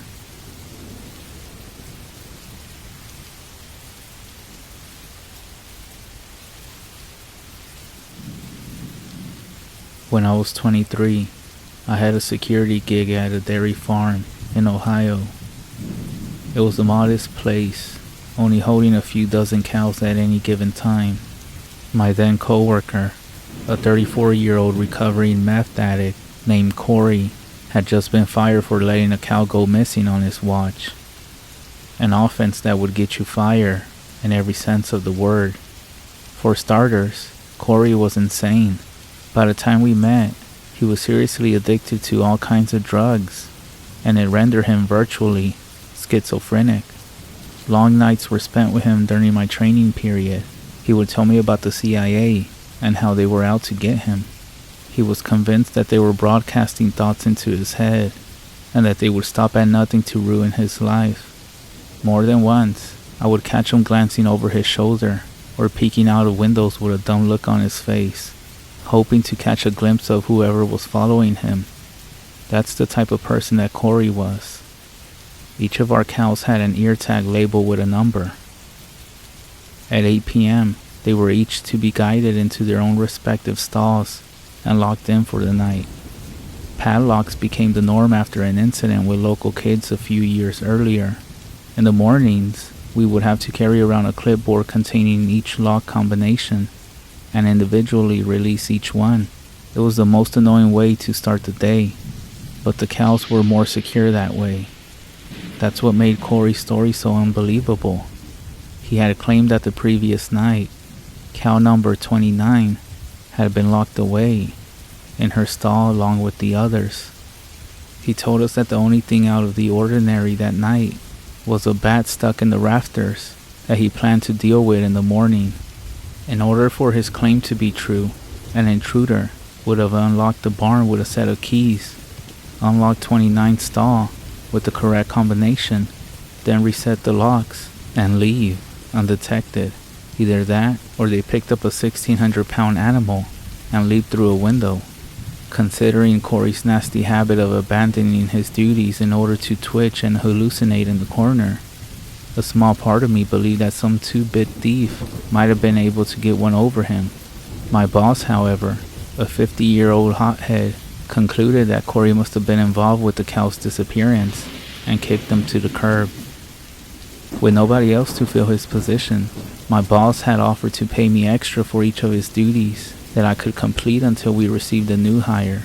Naturally, I agreed. I would be heading back to school in a few weeks and needed all the money I could get. My first night back at work began normally. Since I would now be doing the work of 2 security guards, I would arrive early to get a head start on Corey's checklist. I started out by sweeping out the barn. Farmhands try to keep the TMR in a long pile just in front of the stall door so the cows could eat throughout the night, but that shit practically painted the floor by the time I got there. Midway through, I noticed something reflective in the corner of the barn. I swept a loose bit of corn and hay over it to investigate. On the floor before me was a neon yellow ear tag, and I picked it up to examine it. 29. Next to 29's ear tag were the skeletal remains of a bat. I guess that was just another thing that Corey never got around to dealing with. I swept up the bones along with the rest of the barn. By the time I finished, it was already 8 p.m. I made my way out to the fields, and one at a time, I guided each cow to its assigned stall. I got through about 10 or so before I noticed something strange. Across the field, about 50 meters away from everything else and all the others, was a cow, alone. It faced away from me, seemingly transfixed on a nearby cornfield. Seeing a cow on its own is nothing strange, as they sometimes need personal space the same way as people do. What was strange, though, was the way that her tail stuck straight out from behind her, unwavering. She stood as if she were afraid to slip, with her feet planted far apart. Perhaps the strangest of all, her head appeared to be tilted at a 90-degree angle. I wasn't eager to tell my boss. They had already put down so many sick cows before, but losing 2 in the matter of a week might have been enough to send them over the edge. That's when I decided to save that cow for last, as I continued to guide the rest of them inside for the night. Being in charge of twice the amount of cows I was used to was time-consuming. It took me nearly an hour to round them up. By the time I locked number 36 for the night, it was 9 o'clock. I should have been making my rounds by then, especially given the circumstances. I just had that last cow to deal with. When contemplating how long it was going to take me to unlock each cow in the morning, I realized something that made my blood run cold. The only stall left empty was number 29. I shuffled to the field, and surely enough, she was there. She hadn't moved an inch since I started the process of moving them. I approached her slowly. It was surreal seeing a creature frozen in such an odd position. As I came upon her, I could hear a definite, but muffled, chittering. It was unlike any noise I had ever heard from a cow. What the fuck did you eat? I thought to myself. I whistled to the cow before approaching her to avoid scaring her. On a dime, the chittering ceased. The cow's left ear rose to face the sky and began to oscillate like the periscope of a submarine. I could tell that moving this one would be a challenge. I rubbed her back, attempting to calm her down. Bonding is key when establishing any sort of relationship with an animal. I had never interacted with 29 before, so we were unfamiliar with each other. Her skin felt bizarre, like clay with hide draped over it. I walked around to see her face. Her eyes were peeled open, darting around. Her mouth hung open and drooped to the side. I examined her left ear, searching for a place to reinsert her tag, but there was no piercing. I strapped the halter to 29's mouth and began to lead her. It was like trying to uproot a tree with a bike chain. Each tug that I gave was useless. I began to put my weight into it, but still, no luck. When I say no luck, I don't mean that 29 wouldn't follow me. I mean that her body showed zero sign of being affected by my body weight whatsoever. Cows are strong creatures, but they're not made of stone. I was perplexed. After 15 minutes of this, I decided that it was useless to continue on, with the clock ever ticking. I could no longer afford to neglect my rounds. I began to walk to the security post to collect my flashlight and get on with the night. I heard a slow trotting. I looked behind me to see that the cow had in fact moved. 29 was now facing me, not so shy now, I wondered. I turned around and continued walking towards the gate. When I made it halfway through the field, I began to hear the trotting again, but this time it was louder and much quicker. I smiled to myself. Wish I would have known to walk away sooner. Without turning to face the cow, I walked into the barn and began fumbling with 29's padlock. 3 left, 32 right, 23 left. As the lock clicked open, I heard the floorboards behind me creak. A slow, vocal noise turned to a sickly gurgle. I hope to God whatever you got isn't contagious, I said before spinning around. All color drained from my face as I was greeted with the sight of the 8-foot-tall beast standing before me. On its hind legs, its ears were flapping like a hummingbird's wings. Its head was cocked sideways with one eye focused on me. Its pupils seemed to grow and shrink as it scanned over my entire body. Its lower jaw slowly moved up and down as it began to vocalize again. It began to creep towards me. Its front legs were kicking as it attempted to keep balance, all the while making that same noise. I began to feel lightheaded. I grabbed 29's padlock and made a break for the door. That's when the cow began to stomp behind me. I began to hyperventilate as I sprinted. The rest of the cows were spooked, shaking and jumping around as well. I slammed the door shut and clasped the padlock. A sickening boom shook the entire wall of the barn as 29 began to claw at the door. Oh, oh, oh, the beast croaked before chittering once more. I backed away from the door slowly, its wooden frame bending and contorting at the sheer force behind it. Without another warning, I turned my back to the barn and ran to my car as 29 began wailing and pounding. I never ended up making any rounds that night. Instead, I started my car and left that fucking place in the rear view mirror. I didn't even tell my boss. In fact, I avoided several of his phone calls because I had nothing to say. I figured it would be best if I just quit the easy way. There are certain things in life that back you into corners. Silence forces your hand, you know. That's why I'm writing this now. I still wanted my money. A few weeks later, just before making my 2-hour drive back to college, I stopped by the farm to pick up my final check. My boss wasn't in his office on Tuesdays, so I took advantage of the situation and granted myself access with the key that I had seen him kick under the rug once or twice. After snagging my check and a few Jolly Ranchers, I got in my car and slowly began to drive away. Out of the corner of my eye, A young farmhand standing in the grazing field caught my attention. I lowered my window and said, "Hey kid, stay away from the night shift." But he didn't answer me, nor even look at me. He just continued to stare at the pile of bones before him. As I kept driving, I kept staring at him, and he wouldn't even move an inch. That's when something struck me as odd. His head was tilted sideways, similar to 29's head. I swear, I'm never going back to that farm again.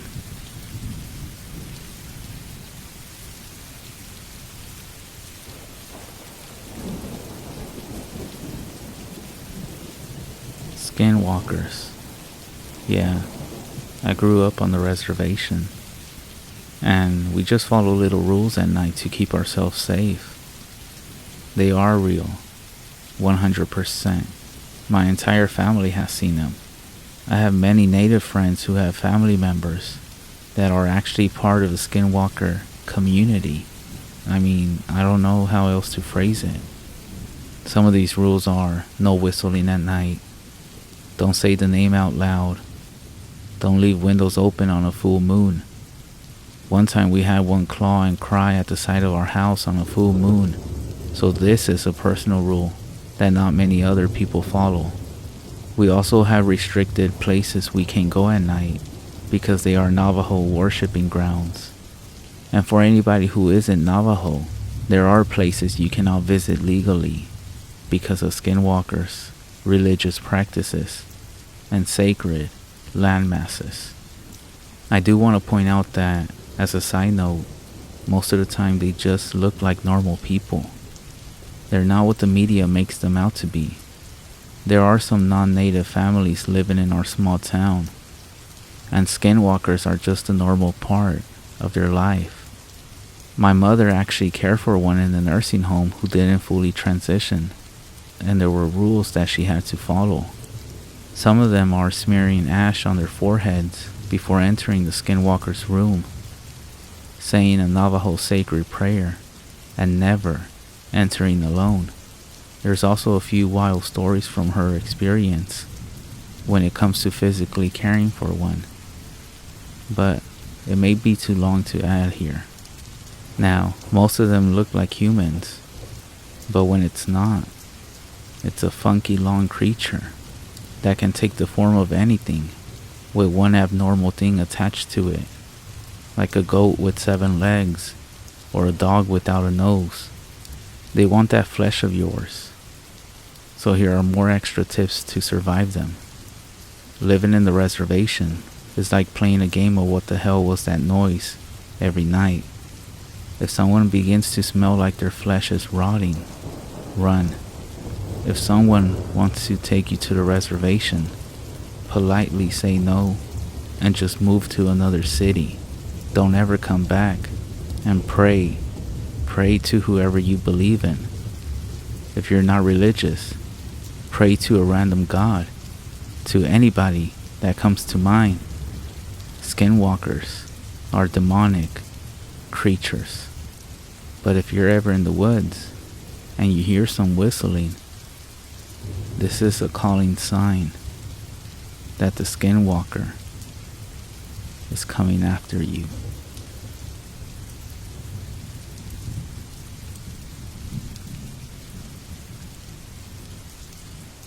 There are things out there in the woods at night that we, as humans, should not disturb. This is my first time publicly telling this story. It almost sounds like the generic monster in the woods story, but I've been holding on to it for a few years now, and I'm finally ready to tell it. I live in the hill country of Texas, and this event happened back in August of 2018. I promise you, it's true. As anyone in Texas can tell you, August is very hot. The summer is what I like to call Diet August. And for good reason. I worked as a maintenance tech for a school district, so the heat and manual labor were my best friends. One of my buddies called me one day around lunchtime, and he told me there was a problem at his family's ranch. Apparently, One of the horses had gotten loose and ran off the evening before and hadn't returned. So he asked me if I could help look for it. It was Friday, and I didn't have any plans, so a trip to the ranch sounded like a great way to spend the weekend. A few hours later, I got another call. This time, I was told they found the horse, but it was dead, and that now we would go hunting for whatever killed this horse. For those that don't know, there aren't that many apex around here. Plenty of coyotes and wild pigs, and very rare, a mountain lion. But that's about it, unless someone has some exotic stuff on their land. One time, I saw a zebra chilling under a tree while driving down some back road. When I got off work, I went home and got changed into some hunting clothes and prepped my gear. At the time, I had an SKS, which actually worked fine. Ammo was very cheap. I assumed that we would need some quick follow-up shots, so I know it would do the job. With a big sharp knife to hang on my belt, I felt ready for whatever would happen. My friend picked me up, and we drove for about 2 hours before we finally arrived at his family's ranch. The ranch was beautiful, thick forest, rolling hills, and a lot of wildlife. The basic layout was the main house situated down a dirt road that took several minutes to navigate, so it was set pretty far from any roads. About 100 yards from the house was the barn where most of the equipment was kept, a couple of ATVs, and a cool little side-by-side that was always a blast to drive. There was a field where the horses were kept, but aside from that, the area was just wild land. Trails had been cut so many times that they formed very reliable means of exploring. When we got out of the car and got my stuff unloaded, I was told we were waiting on a couple more people to show up. Fine by me, the more the merrier. In the meantime, I was told to go to the barn and see what was left of the horse that had been retrieved from the forest. The scene that I saw was not something I expected, even though I really didn't know what I was expecting to see. It was torn to ribbons. Deep slash marks covered the body. The stomach was torn open, and I could see tooth marks where something had taken bites, but it didn't seem like it had been fed on, more like demolished in a fit of rage. That ruled out coyotes instantly. If a pack was strong enough to take this horse down, they would have done their best to pick it clean. It also couldn't have been pigs. There were no signs of injury on the lower legs. That left us with some maniac roaming the woods, or a mountain lion. The lion, rare as they might be, looked like the culprit. It actually broke my heart, thinking that we would have to kill it. To be honest, I would rather find a way to remove it and take it somewhere safe. But if it's taking down horses, it would have no problem taking down a human.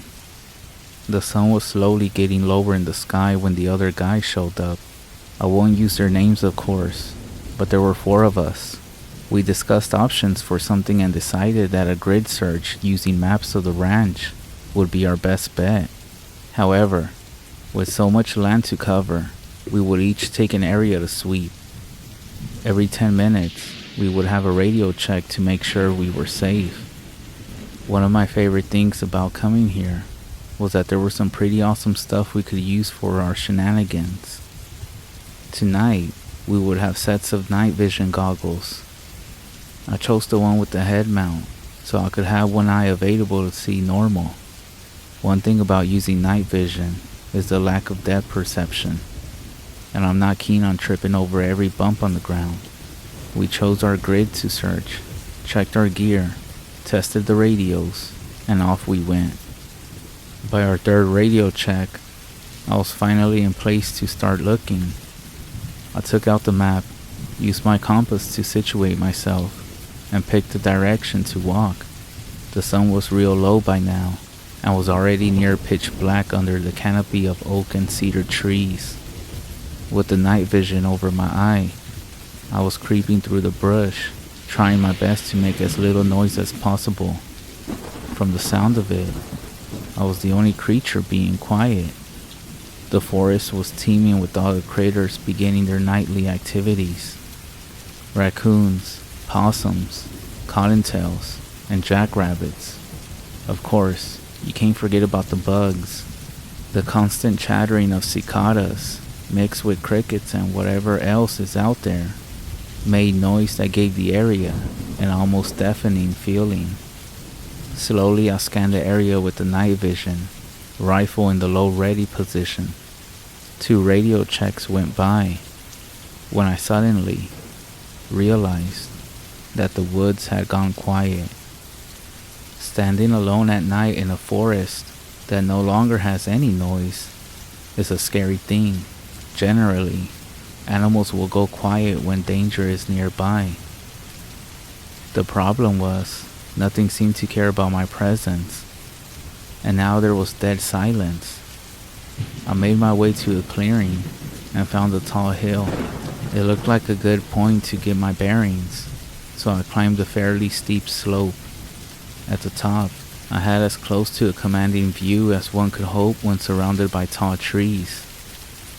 In any way, I was about maybe 20 to 25 yards from the tree line. The sun was down, with the last glimmer of purple and red sinking below the horizon. Navigating was about to get a bit more difficult. Using the night vision, I tried to pick out any landmark I could see to figure out where I was on the map. Swinging my head around, I caught a reflection of eyes in the trees.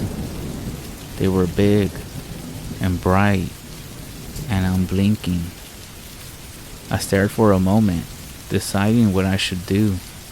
I could see pretty well in the clearing, thanks to the moonlight, but in the tree line was pitch blackness. I called out to the eyes, trying to get whatever it was to move so I could see it better. I could tell it was taller than a deer, or basically anything else that lived there. So I thought it was a person. Suddenly, I was really wishing it was a mountain lion. A horse mutilating cycle was not what I wanted on my hunting bingo card. I called out and said, "Hey, this is private land. You need to leave right now." Nothing happened for maybe 30 seconds when I heard the eye speak.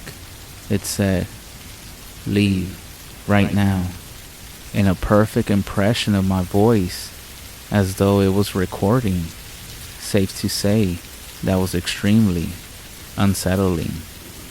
I raised my rifle and said, "If you don't leave right now, you're gonna die." As soon as I said that, the eyes lifted as though they had stood up.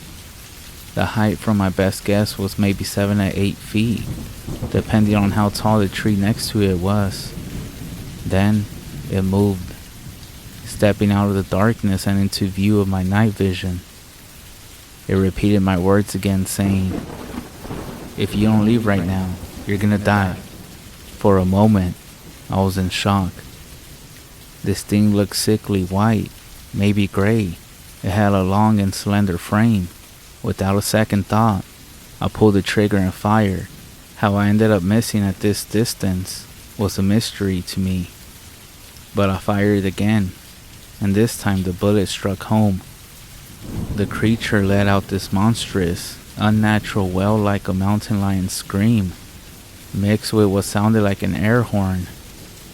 I was stunned, nearly paralyzed with the most primal sense of fear I have ever experienced. Then it took a step towards me. I fired again, and again, and again, emptying my entire magazine of 20 rounds, but it still kept walking. If I hit it, I didn't know because it hadn't screamed again. Without taking my eye off of it with the night vision, I fumbled to eject the magazine and was reaching for another when it stopped walking maybe a yard from me. The creature stood there, staring at me. It didn't have any hair, and its skin looked as though it was merely wrapped tightly around bone with no muscle or definition. The eyes were small. Despite having a massive reflection in the IR, there was a line that I guess was most likely the mouth. I stood there, not knowing what to do. It raised its hand towards me, and then I saw the fingers. There were 4 fingers, long and black, tapering down to something like an ice pick. That's when the smell hit me. It was like hot vomit, with the odor of decay and feces. In my brain, I knew I had to get away from it, but I physically couldn't move. Just before the fingers made contact with my shoulder, there was this moment of clarity and I was able to move. With a fluid motion, I dropped my rifle from my hands, falling across my chest and being caught by the sling, and with my right hand I drew out the knife. I slashed upward. I ended up slashing up from the creature's right hip towards the left shoulder. It screamed and took a step back. This was my moment to run. I stepped backwards and fell down the side of the hill, rolling as I tried to not drop the knife and keep my rifle from being too damaged. At the bottom, I rolled to my feet and took off in a flat sprint, crashing through the brush like a train. I could hear heavy steps behind me. I knew if I looked back, I would most likely die.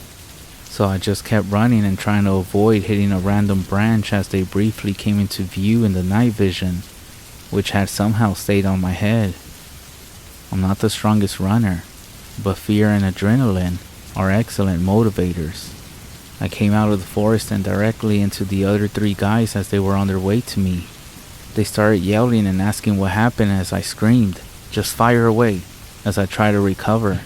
They took my word for it and began shooting into the trees, emptying their mags on their 2 AR-15s and 1 AR-10. As their rifles became empty, they helped pick me up from the ground, and we started running down the trail and back towards the house. After what felt like forever running, we flew into the house and locked the door. We kept shifting our eyes to each other and out the nearest window. Once we felt like we had the air to talk, I explained what happened. They told me they heard the shots and started heading towards my direction, thinking I had found a mountain lion or somehow got injured, trying to signal for help. It was then that I realized I had likely dropped the radio when I fell down the hill, because they said they tried getting me on their radios, but I hadn't answered. It was only after I finished talking that my friend, whose family owns the ranch, said that they had heard strange things before, but never tried to investigate. None of us got any sleep that night, keeping watch out the 4 sides of the house with rifles loaded and ready. Lucky for us, nothing happened, and we got ready to leave once the sun crested the horizon. The drive home was uneventful and without much conversation. When I got home, I immediately undressed and just took a moment to stare in the bathroom mirror. I had a handful of scraped and scratches that I hadn't even noticed. My back was sore, and my right ankle felt a little sharp. That shower was one of the greatest feelings I had ever had. And when I was done, I collapsed on my bed and was instantly asleep for the next 15 hours. Coming face to face with that monstrosity was definitely the scariest moment of my life, and I haven't returned since then. It took over a year to finally get comfortable with being in the woods again, even though I still get a sinking feeling whenever I see the sun setting. What was it? I don't know, and quite frankly, I'm not interested in finding out. But if we meet again, I'll be sure to have plenty of bullets and a sharp knife with me.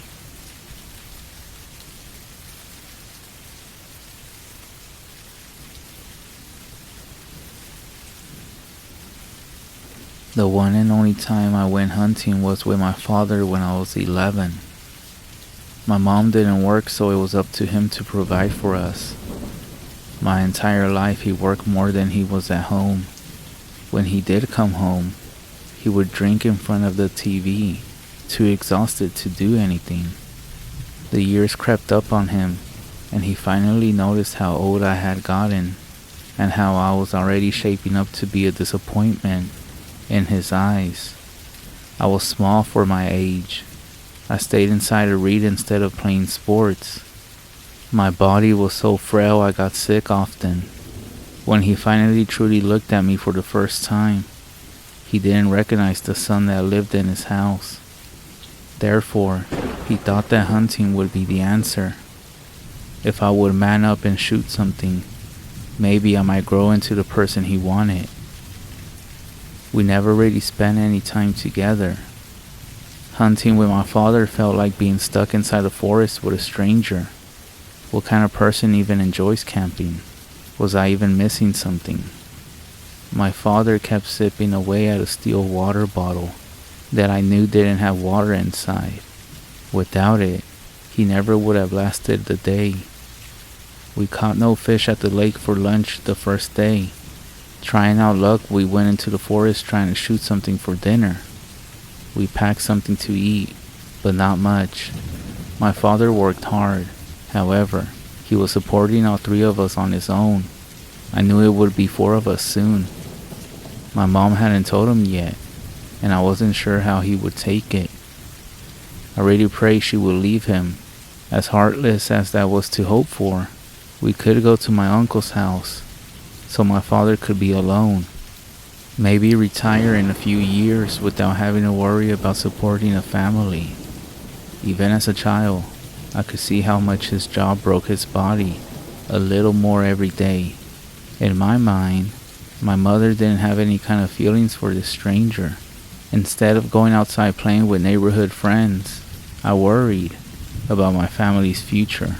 In the woods, hunkered down, my father waited for something to come into his sight. For the first time, he made the attempt to talk with me and teach me things. After a while, when he thought I could be trusted, he placed the rifle into my hands and let me get into position. It was far too big for my short arms and little hands. I was scared that if I shot it, the recoil would break my shoulder. I didn't know the first thing about guns. In the movies I had seen, they always had a powerful recoil. Line it up, our dinner is over there, my father whispered in my ear. A rabbit came into a clearing. He spotted it first, looking through the sight. I went through everything I had just learned. I only needed to pull the trigger. Such a simple little thing. My father would teach me more things patiently and be proud of me. The first hunting trip with his son would become a cherished memory. But it didn't go like that. I froze up. I just couldn't shoot the rabbit. Aside from not wanting to kill another living creature, I felt like if I shot it, I would be living a lie. My father would try his best to act like the person he should be, teaching me how to skin the rabbit and how to cook it. But he would not actually care about me. He never did. This trip would never turn into a family relationship he wanted. The small rabbit jumped off and out of sight to become a meal for something else. I eased up the grip on the rifle the moment before it was snatched from my hands. My father shot at the rabbit now hidden in the bush. "Why didn't you shoot it?" he hissed at me. When he got angry, his voice got low. He was never the type to yell and scream. I wonder if he did shout at me, I might be less scared of him. Whenever I had a nightmare, it was always the same. My father sitting in the living room in the dark, staring at the TV. I stood in the doorway looking at him, just waiting. The waiting crept dread into my bones. I hated the wait. I wish he would just finally scream at me. I couldn't stand his silent rage any longer. "Go back to camp. You're useless." Those words should have done nothing to me. After all, this man wasn't my father. Not really. He was a stranger. And yet, I felt my face full of shame. But I still didn't regret not shooting the rabbit. I went back to the camp trying to make myself useful. I collected firewood. I cleaned up and did anything else that I thought would make my father happy. I heard the sound of a truck. We parked pretty close by, and my stomach sank at the thought of him just leaving me here. But our gear cost a lot of money. He will leave his son in the woods, but not things he worked hard for. For hours I was alone in the tent. I brought a book along. I nearly finished it by the time my father returned. He smelled drunk and like fast food. I knew he had gone into town for supper and a few drinks alone. I only ate a hot dog and a handful of marshmallows. The arrangement was fine by me. The rest of the night he spent by the fire, just drinking. The scene identical to how he spent time at home, just looking forward yet not taking anything in. He stayed outside even after night fell. I went back into our tent trying to sleep, finding it impossible. I thought about how things would change when my new sibling came, if they ever made it to that point. I feared that my father would try to make sure that he didn't have another mouth to feed. I wanted nothing more to get away from that man, even though in a way, he had never done anything to me. The nothing made me feel as if something was coming. At some point I fell asleep, but some rustling outside woke me up. In my drowsy state I sat up hearing my father's voice outside. "Take him, please. Not me." He was crying. The man that I didn't know a thing about was crying. His voice was very faint, as if far away, more begging and pleading until I heard something that made me scramble into the corner of the tent. He finally broke the silence, and the noise I always dreaded came. He screamed, and just kept screaming as if his life depended on it.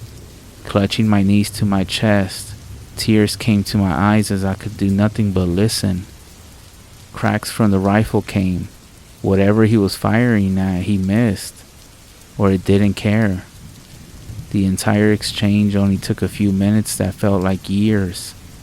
Finally, his voice drifted away, as if he was being dragged at a fast pace.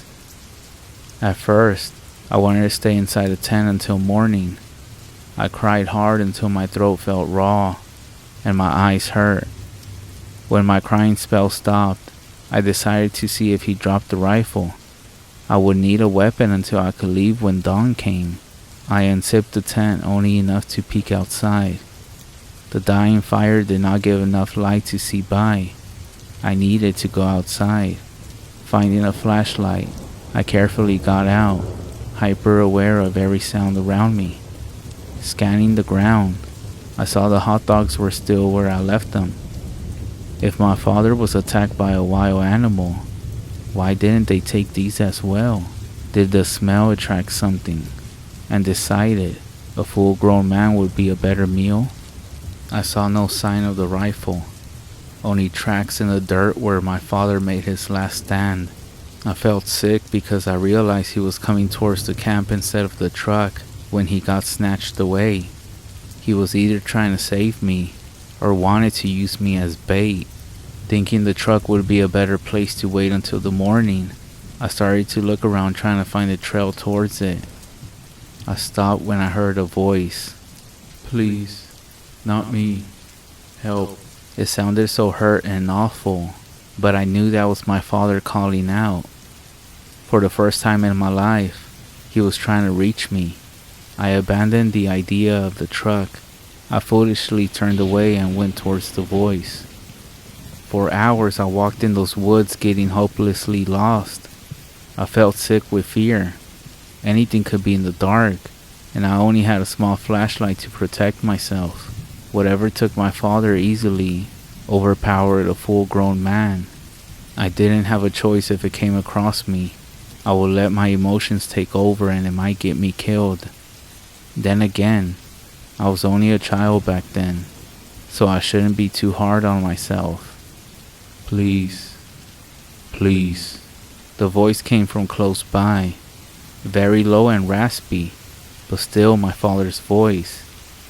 I had been walking for hours at that point. My small body wasn't meant to move this much in the cold, wet darkness. I knew a fever already coming, and wasn't thinking clearly as I walked towards the voice. I didn't even consider it may be someone else aside from who I wanted to find. Coming into a clearing, I started to look around with my flashlight. The small beam of light landed on something that made me choke on air. Someone killed a deer. skinned it, and hung it from a tree. In the darkness, that's what it looked like. I knew what a skinned deer looked like. It's what my mind wanted to see. The kill was so fresh, blood still dripped down onto the grass. I couldn't stop myself from starting to take a shorter and shorter breath when a whisper of a thought came to my mind that the body wasn't a deer. That's not him, I said out loud, only to myself. That's not him, it's a deer. It's a small deformed deer with small legs. Unable to stop myself, I suddenly hunched over and threw up my meal from hours before, mostly bile that stung my throat. Seeing such a sight in the dark made me completely snap. Instead of screaming, I started to laugh, on my knees alone, lost and scared beyond words. Weak chuckles at first, that turned into a cackling, that soon turned into heavy sobs that locked up my chest. It's not him. I was sobbing, holding myself, not being able to look at the body in front of me. After getting another few glances between tears, I saw how different the legs were compared to what deer legs should look like. I only held on to some hope it wasn't my father skinned and hanging from a tree, because I had just heard him a few minutes before entering the clearing. The kill was new, but skinning took a while, even if you knew what you were doing. In the next few moments, I saw why my hope was unfounded. I forced myself to stop crying when I saw a pale face in the dark on the other end of the clearing. The face looked at me through the trees, just beyond the skinned body. I opened my mouth to ask for help, but nothing came out aside from a croak. To my horror, the face came out of the trees with the rest of its terrible body. I didn't understand what I was seeing, even though the pale creature stood out in the darkness. I wanted to believe I was still in my tent dreaming this entire thing. The monster was a thing of nightmares. It was skinny, so much so I could see every bone in its body. It had arms so long they walked on its elbows, the rest of its arms folding backwards, sticking up above its head. The same was for its legs. It crawled on its knees, legs pointed up towards the sky. The pale thing saw me. Inhuman sunken eyes on a flat human-shaped face. Standing up, I thought I could run. It was still a few feet away, and judging from how deformed its body was, I doubt it could move very fast. I only got to take a single step back when it raised an arm. The rest of its arm snapped ahead, easily covering the distance of the clearing. I assumed it couldn't reach more with its entire arm because it was bent back, but I was mistaken. Twisted fingers grabbed the front of my shirt. I was dragged, too in shock to do anything. Raising me up, I met those horrible black eyes. The smell of rotting breath nearly made me pass out. I was so small and frail I could do nothing to fight against this monster. Most likely my father was dead. It would skin me and eat me, and I couldn't do a damn thing about it. The whole situation was so bleak, I surprised myself over what I did next. I started to laugh again. The monster's features twisted in confusion. I still laughed until tears came back to my eyes, and that thing, whatever it was, copied me.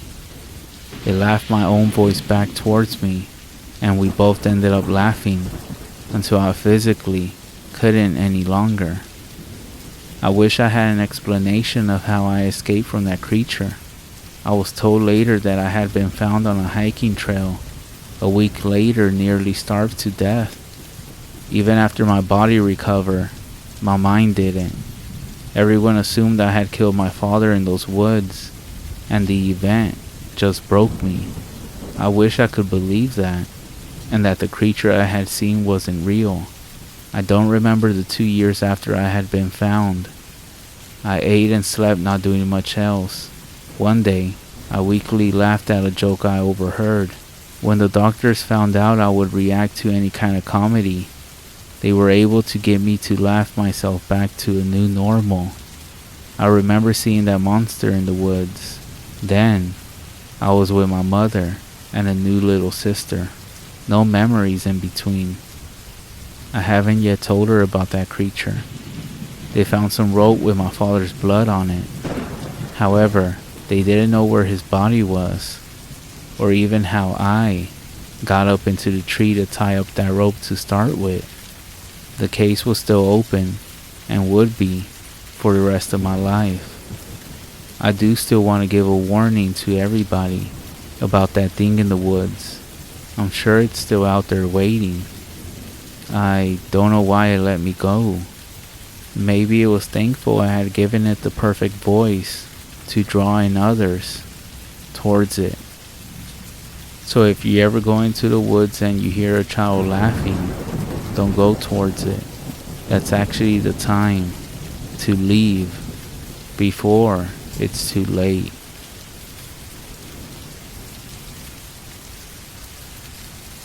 I want to start the story off by saying that I am Navajo. I live in Utah, and growing up, my family never mentioned skinwalkers or witches to me, so I know nothing about them. My grandpa died just before the summer, so my parents sent me to live with my grandma to help her around her ranch. For company, I brought my cat along with me. He was an orange tabby. We had only been there 2 weeks when my cat went missing. I figured that he would come back, but he never did. I called him and looked for him, but nothing. A few days later, I was bringing some hay out behind the barn when something orange caught my eye. It was the remains of my cat. By the looks of it, he was attacked by something, most likely a coyote. They're all around here. However, when I picked it up, I used a pitchfork, and I immediately noticed that there were no bones. It was just a pile of skin and fur, but I also noticed that there were small splotches of what seemed to be red, yellow, and white paint. At first I thought he might have gotten into something, but the way the paint was on his fur, if you told me someone had put it there on purpose, I'm not sure you would be wrong. Even though there wasn't much left to him, I did love him, and I was heartbroken. So I put his remains in a wood box that my grandmother had in the barn and buried him behind a hill. I marked his final resting spot with a nice stone I found, and so that everyone would know he was there, I painted his name and the date in neat white letters and numbers. Only a couple of nights later, I was hearing just outside the hogan and something scratching at the door. My grandmother, however, doesn't have any other cat, and I don't remember seeing any hanging around the ranch. Regardless, I go over and open the door, or at least look out, and each time there was nothing. After a couple of nights of this, I decided, come the morning, to go check on my cat's grave. When I got out to the hill, I saw that the stone was still in place, and nothing looked disturbed. But something told me it wasn't right. I went back to the barn for a shovel, and came back and carefully dug up the grave. I removed the box, and before opening it, said a little prayer. When I took off the lid, you can imagine my surprise when his fur and skin were gone, and instead, the box now contained his bones. At least I thought they were his. I just couldn't believe it. I know for a fact that when I buried that box, it was with fur and skin, and not a bone in sight. I wish I could say that this incident was the only strangeness that I experienced while living there, but it's not. As a result, my respect for the Navajo Nation, what the elders say, and for skinwalkers has now grown. I'm not saying I was involved with one, But now I really believe and know why our elders don't talk about them. What I will tell you is, don't seek them out. Stop researching about them. Stop thinking about them. You're basically inviting them into your life. Because even with small attention that you give them, they will come looking for you.